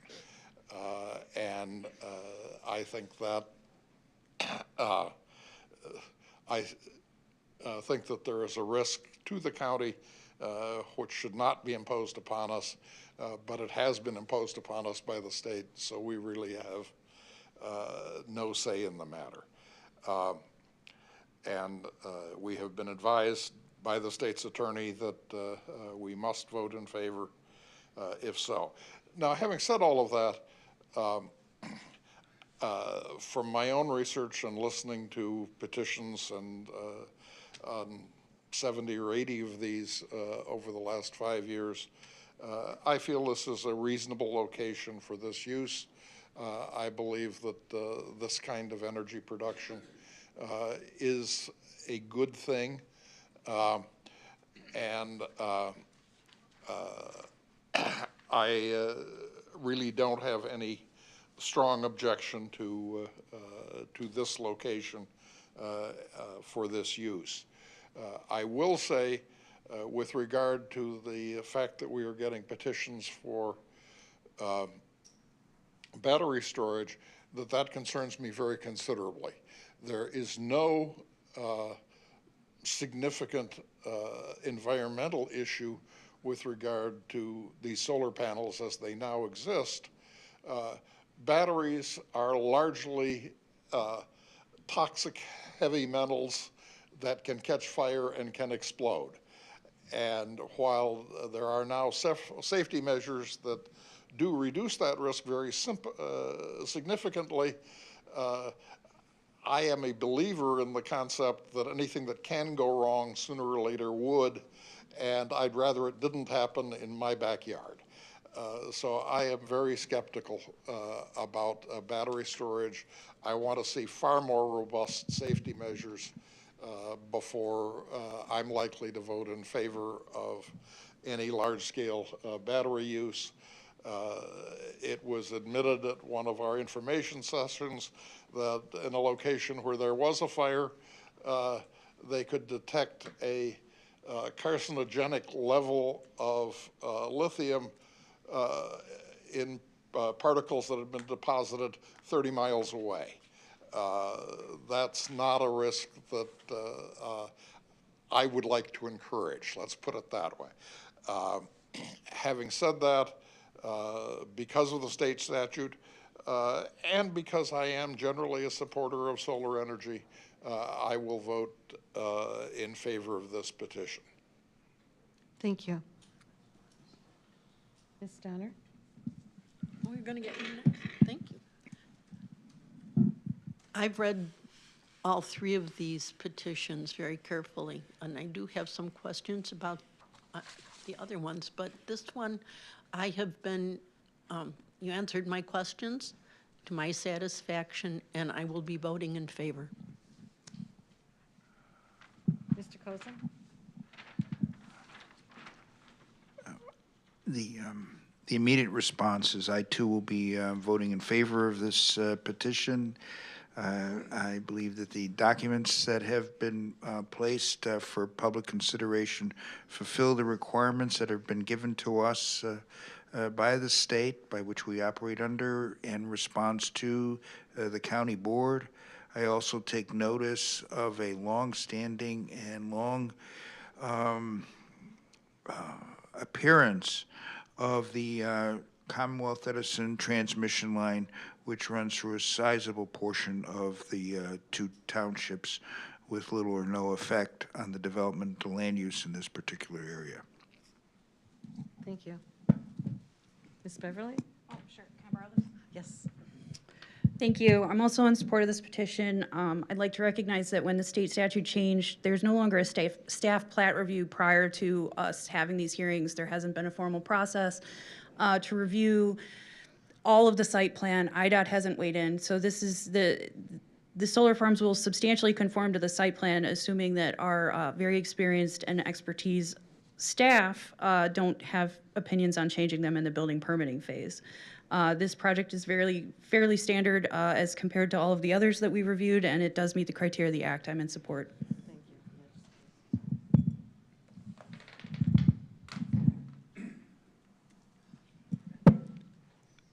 I largely agree 99% of everything that's been said to date, and I do support the petition. Thank you. I don't agree with everything that's been said, but I'm not going to point out those areas with which I disagree. Back in 2021, I believe it was, the 102nd General Assembly of the state of Illinois passed what was referred to as Bill 102-1123. Illinois has long stated that it wanted to be a green energy state, and towards that end, they enacted that statute. That statute substantially limited a lot of the factors which we could otherwise consider for developments other than solar panels in agricultural or industrial areas. That statute substantially limited the discretion that this board, which is a recommending body, has. It is our obligation to follow the law, and given that obligation, I'm in favor of the petition.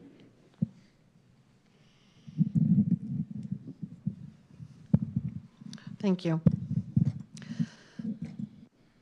Okay, I'll call the roll for the vote. Mr. Eldridge? Yes. Wait, where am I? Here. Mr. Cozen? Yes. Mr. Schnabel? Yes. Ms. Beverly? Yes. Ms. Donner? Aye. Mr. Kernick? Yes. And I will vote yes. So this will go to the county board with a 7-0 vote to approve this petition as our recommendation.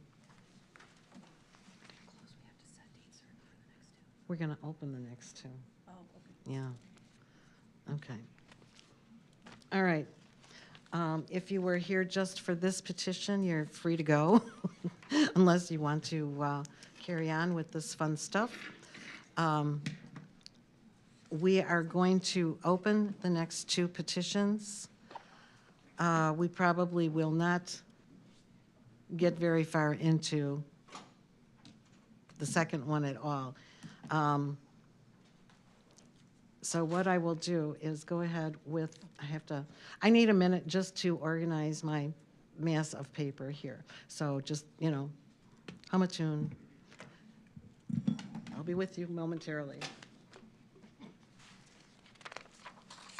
Okay, next one is this one. And I totally forgot to read the legals on that first one. Yep. Good. I have to get all her stuff back together.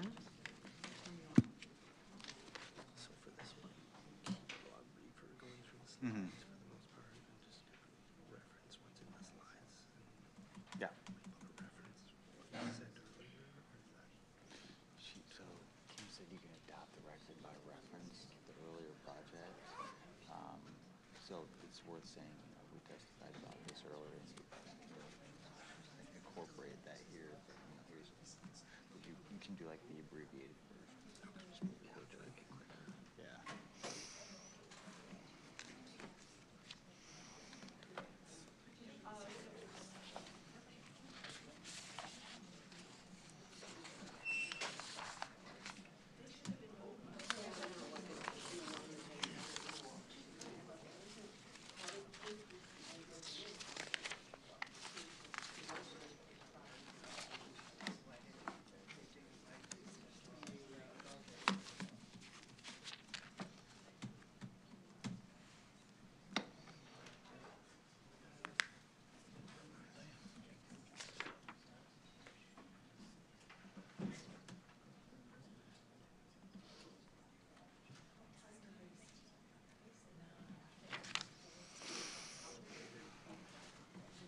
Cannot see that. That's just way too close to me. Okay, we're going to go ahead and open up the second hearing now. And this one is for application number Z250065. Did the lights just go off? No, she's changing the screen. Oh, okay, good. I thought I was going blind. Okay. The PIN numbers are 14-05-400-004 and numbers 14-05-400-006. This property consists of approximately 64 acres and is located on the south side of West Bull Valley Road, approximately a half-mile east of the intersection of South Draper Road and West Bull Valley Road in Nunda Township, Illinois. The common addresses are 6415 and 6517 West Bull Valley Road in McHenry, Illinois. Again, this is Pebble Solar LLC, and it is a request for a conditional use permit to allow for a commercial solar energy facility. Oh, I know what I'm missing, my sheets.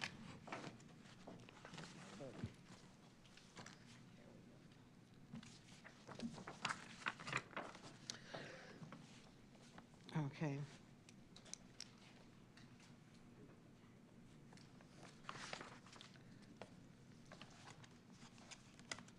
This is the one I'm using. Okay. Today is August 27th, 2025. This petition has been reviewed and the following items have been received prior to today's scheduled hearing. Publisher's Number one, the publisher's certificate of publication from a newspaper is dated August 8th, 2025, and thereby meets the ordinance requirements. The affidavit of posting was signed and the date posted was August 5th, 2025, and thereby meets the ordinance requirements. Number three, the affidavit of mailing was signed and the date mailed was August 5th, 2025, and thereby meets the ordinance requirements. Number four, the survey has been checked against the petition, legal notice, and the publication in the newspaper, and all three match. Number five, the filing fees have been paid. Number six, the endangered species consultation has been received. Number seven, the McHenry County Soil and Water Conservation District report has been received. Number NRI 25-052-4713.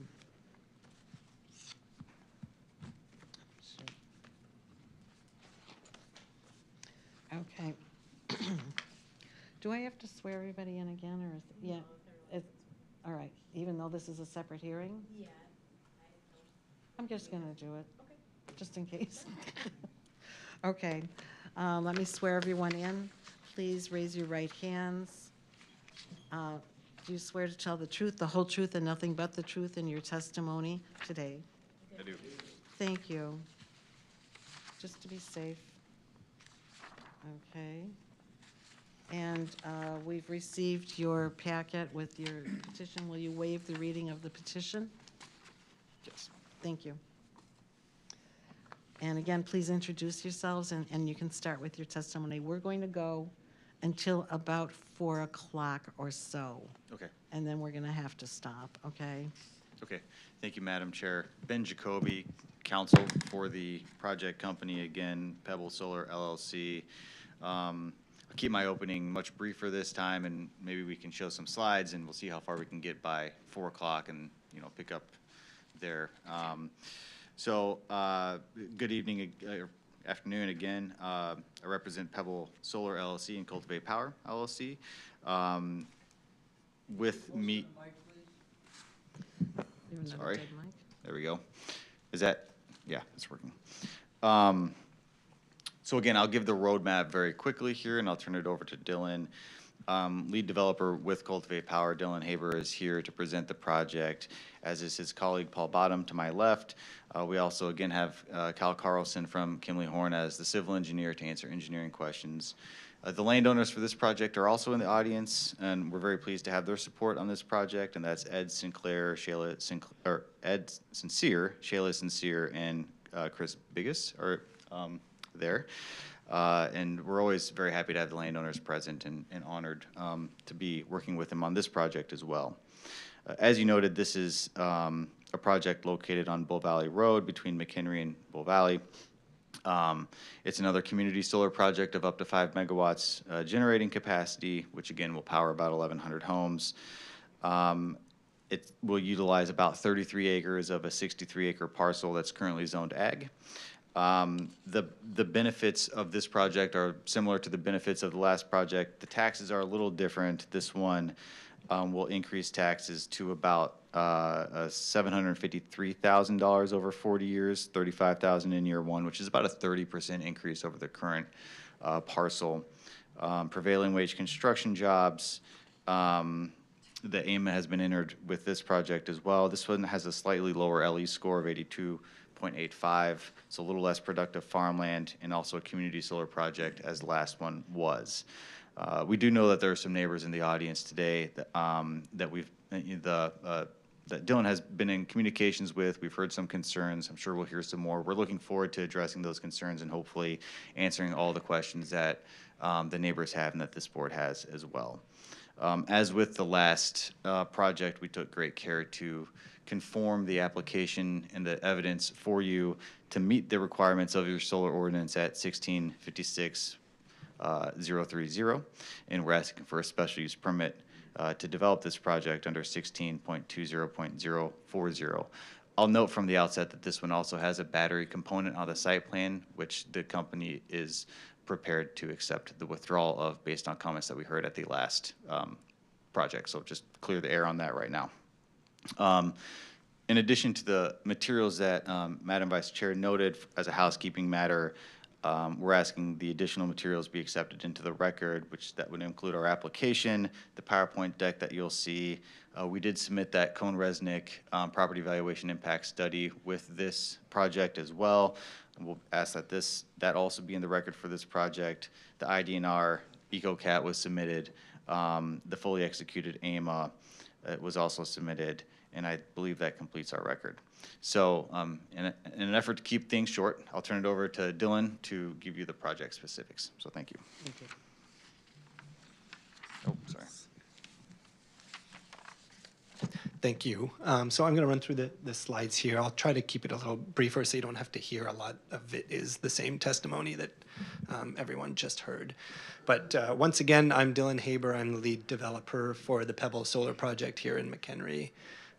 This is the overview of the community solar. I'll skip through it, but the same applies. The same applies to citing this project in terms of targeting landowners and land near existing electrical infrastructure and everything of that nature. So here's our project. We're just south of Bull Valley Road. Here, it's a total of 63 acres of property, and we're aiming for 33 acres of solar area. You can see it's kind of a mix of farmland, agricultural in the surrounding areas. We do have some residential developments across the street to the north, and then you have some over here at the east, about 3/4 of a mile to a mile away. There are kind of some homes in the surrounding areas to the east and west as well, but largely kind of agricultural in the immediate vicinity, as well as a creek running along the southern border and a golf course to the southwest there. Similar to the other project, we're going to estimate we're planning for a 5 megawatt project that produces about 8 million kilowatt hours a year. I'm not going to run through these again, but these are the principal use standards, and our site plan here adheres to all of them. So let's get into the project itself. You can see it's split. Point up here if you're going to point so that the board can all see. Yeah, sorry about that. So, so this is the site plan. It consists of a northern part of the array and a southern part of the array. There's a kind of a treed forested area in between that we're avoiding in an attempt to minimize the amount of trees that we're clearing at this property. So we're kind of leaving this middle area alone, and then there's another treed area up at the northwest corner that we're also avoiding. But largely the rest of the site will be covered with the panels. We have our access road up at the northeastern portion, right up here at Bull Valley. We're actually planning on utilizing the existing driveway of one of our landowners up there.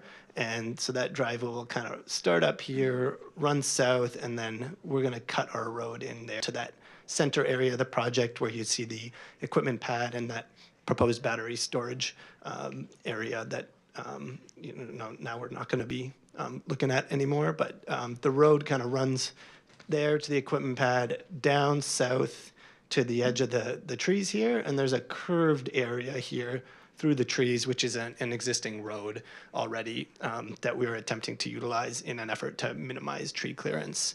And so the road will run through that curved area and finish kind of here at the north side of the south panel where there's another equipment pad.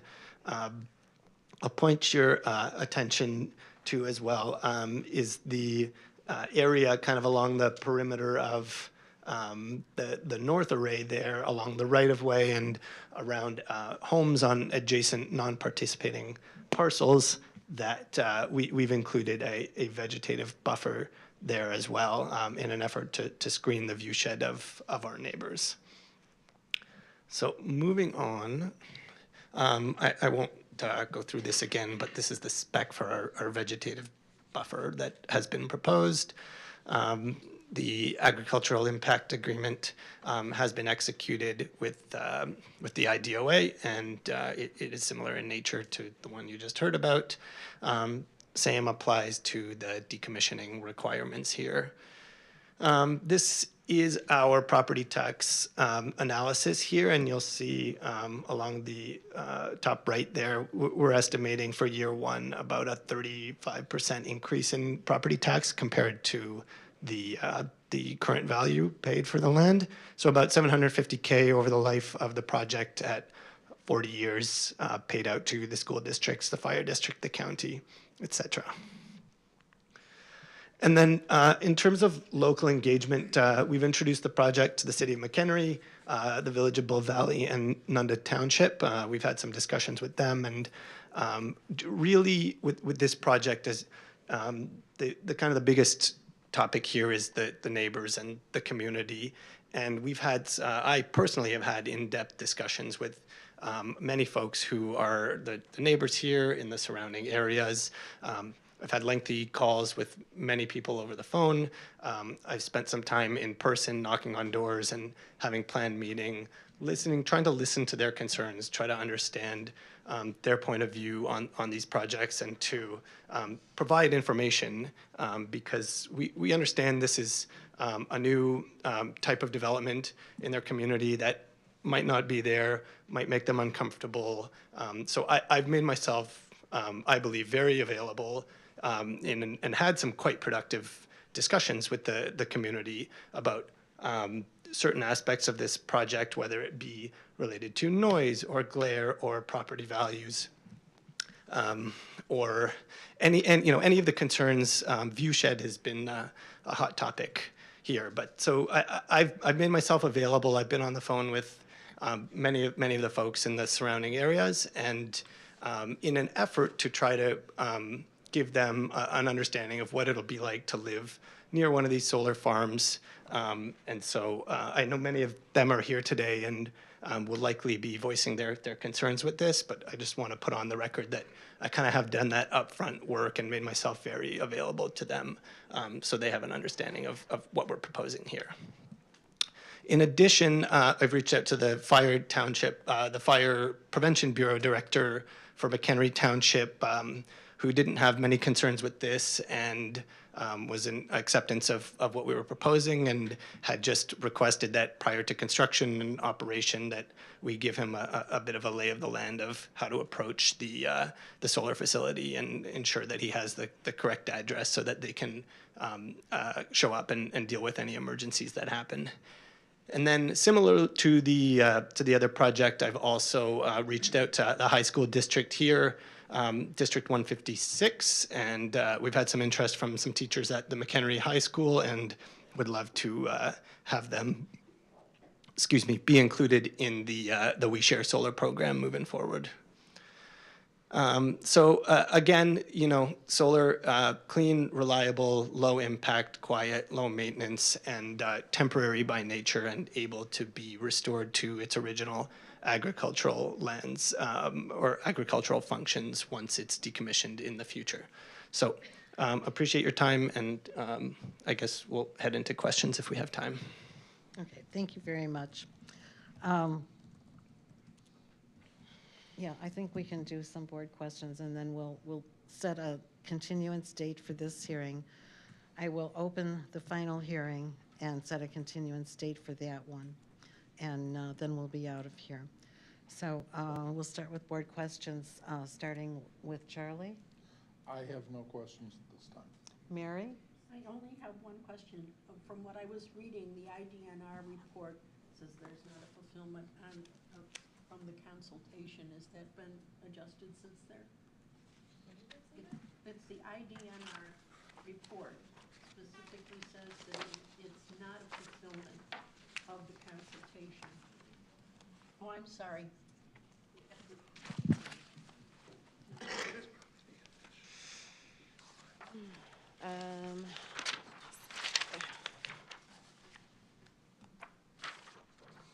The IDNR report.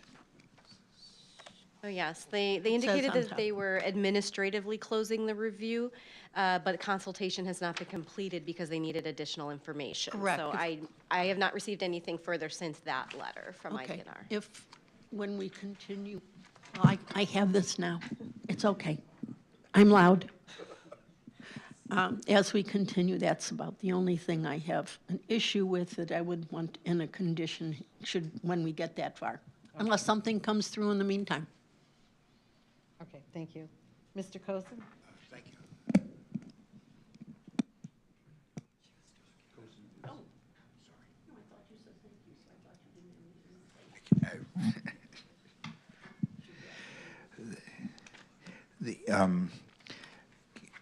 For purposes of clarity on the illustration, on the west side of the access road, there appears to be a dwelling in among the vegetation as well as a location of a well. Am I interpreting the photograph correctly? Sorry, which part are you referring to? Between the two solar arrays to the west of the access drive, there appears to be a residence or a building, and it also is supported by a well. Is it the one I'm pointing to on the screen here? Is that what you're Yes, referring that's to? what is, yes. Yeah, so that's the home of our landowner, Chris Biggis. It's 2 parcels here, and one of the homes is here, and the other one is there. So that is a participating So that's a residence. participating. In terms of the consideration of tree and landscape work, does your company or group work with a known arborist or giving you direction, et cetera, as you lay out and give consideration to the roadway? The screening is preliminary No, design. not the screening. I meant as you construct the roadway through the treed area, who is giving you direction or advice as to tree removal, or have you used such a service, et cetera? That'll be kind of taken care of by the contractor, and if there are requests of that nature, I think they can come up through the building permit.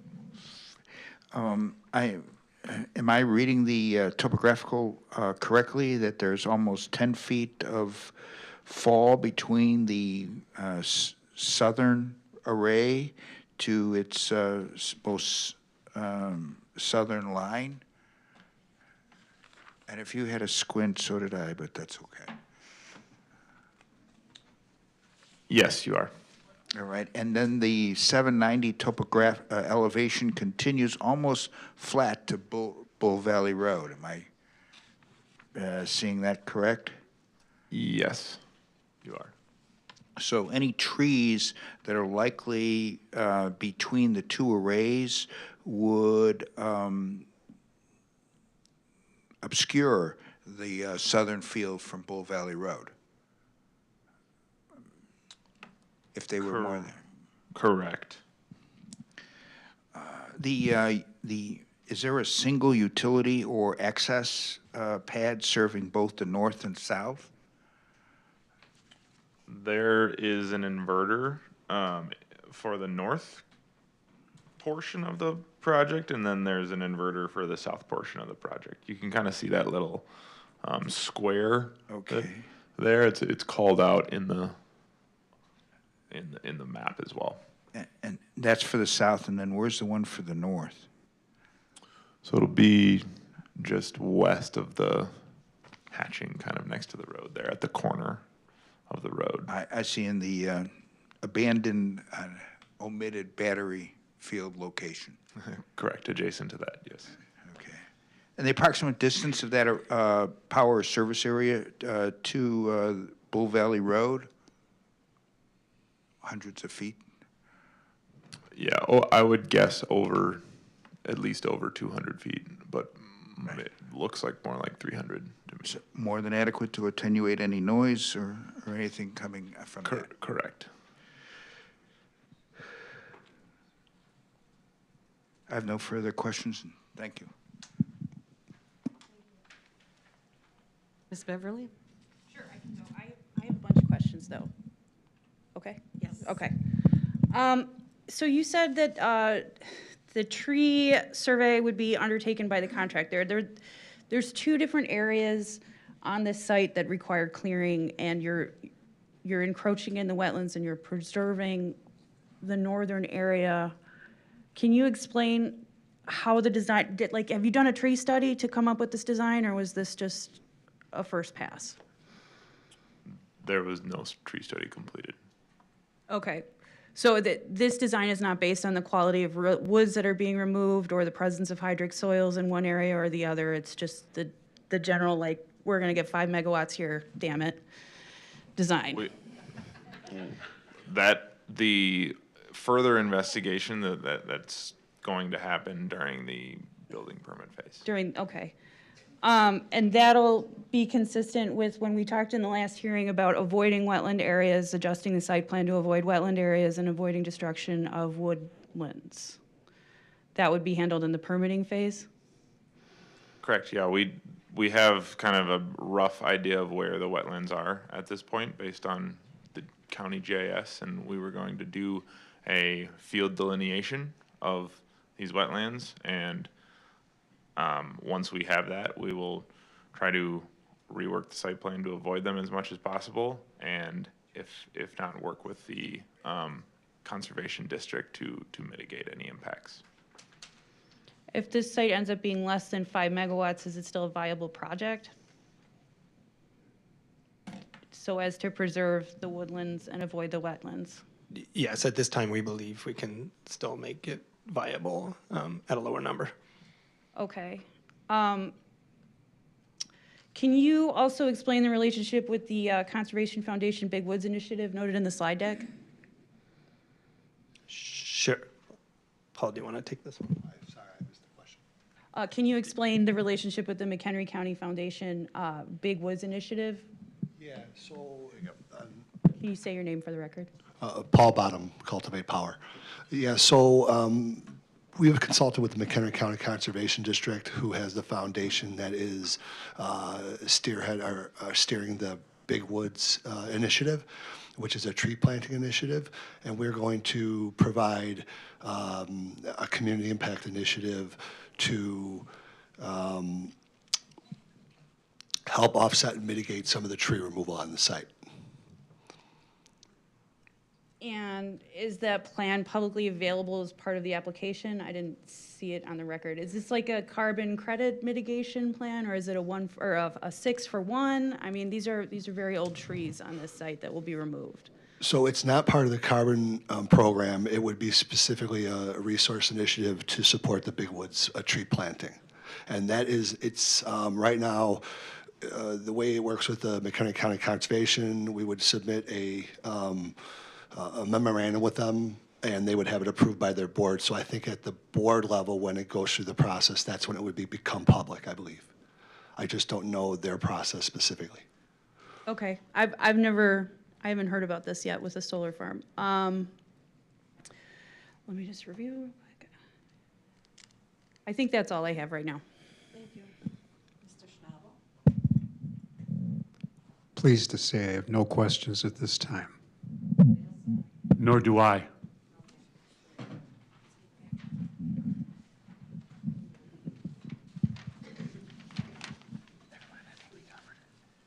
I only have one. Somehow, reading through all of this material, I was under the impression there's already a type of, at least pathway, running through that wooded area in the center. Is that correct? Yes, that's correct. Okay, so that would be used then as your access? Correct. Okay, so that would actually eliminate the need to remove a lot of trees in order to create that access. Am I right? Yes, that was intended as part of the design to minimize the tree clearing. Okay, and how many trees are you thinking of removing? I'm not going to say, exact numbers, but about where and for what reason? So I don't have a specific count, but the areas that you see in red, so along the path here through the forest, and then a few here at the southeastern corner, and then a little bit at the southwestern corner as well. Okay. And then, as discussed, the red along the middle, along that existing pathway, is really just the most conservative estimate of tree clearing, and we'll likely need to do a lot less there because there's already an existing path. What you're saying is contradictory. You're saying that is the maximum that you would have to take? what we're showing on the plan Yeah. is the most, is the maximum we would have to take. That's the maximum you would Yes. have to take, so it So- likely would be less than Correct. that. Okay, now I get it. Thank you. Okay, I'm just going to stop asking questions now so that we can move on. Still got more stuff to do. Staff, do you have any questions for this petitioner? One follow-up question on that. Do you know what the width of that path is, or is that proposed to be 20 feet wide like the rest of the access drive there? I think we're showing 40 feet. Oh. In terms of like the area we need. But that is, again, a more conservative estimate. We may be able to. Okay, but it bring would that be in. consistent with whatever the fire district would require for width for their vehicles if they needed to get back. Correct. And to be clear, the road is still 20 feet. It's just the clearing Cleared path. area, okay. There does need to be an underground electric line shown in there adjacent to the road that more clearing or whatever we'll need to incorporate. Okay, that's all I had. Thank you. All right, we're going to continue this hearing at this point because I still have to open the final one as well. So we are looking at, I'm sorry, you gave me the dates and I totally forgot. Okay, we have September 3rd to continue this hearing or September 10th.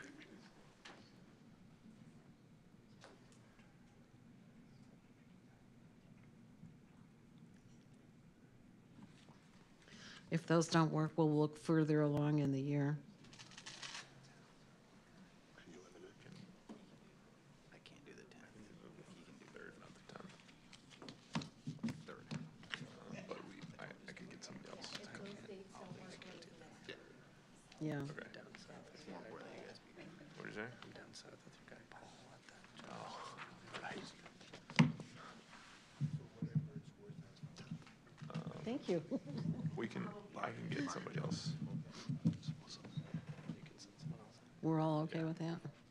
Third and the 10th? Okay. How's it looking? Can we do the 10th? 10th. Okay. And just to clarify, would that to be at the same time? That would be the same time, the same place, the same people. 1:30 PM in this room. Yes.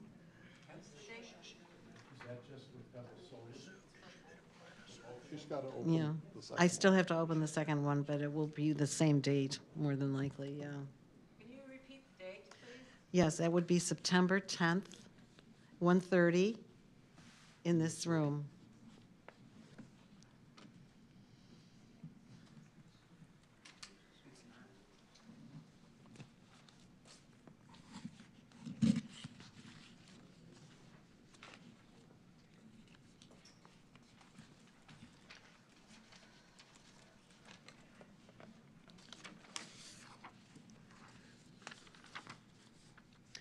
Okay, everybody got that date down? We will go ahead then with opening up the final one, which is application number Z725-0064, PIN number 18-04-200-005. 27 acres located on the south side of Ballard Road, approximately 1,550 feet east of the intersection of Route 47 and Ballard Road in Grafton Township, Illinois. This is from Skystone Solar LLC for a conditional use permit to allow for a commercial solar energy facility. And I think that's all I have to do, right? And we will continue that hearing as well to the same date, September 10th. We will finish the previous one first, and then we'll get on to the final one, which is Skystone. So thank you all for coming. Thank you all for being nice and respectful and quiet and making this easy. Thank you. Yeah. I hope the default is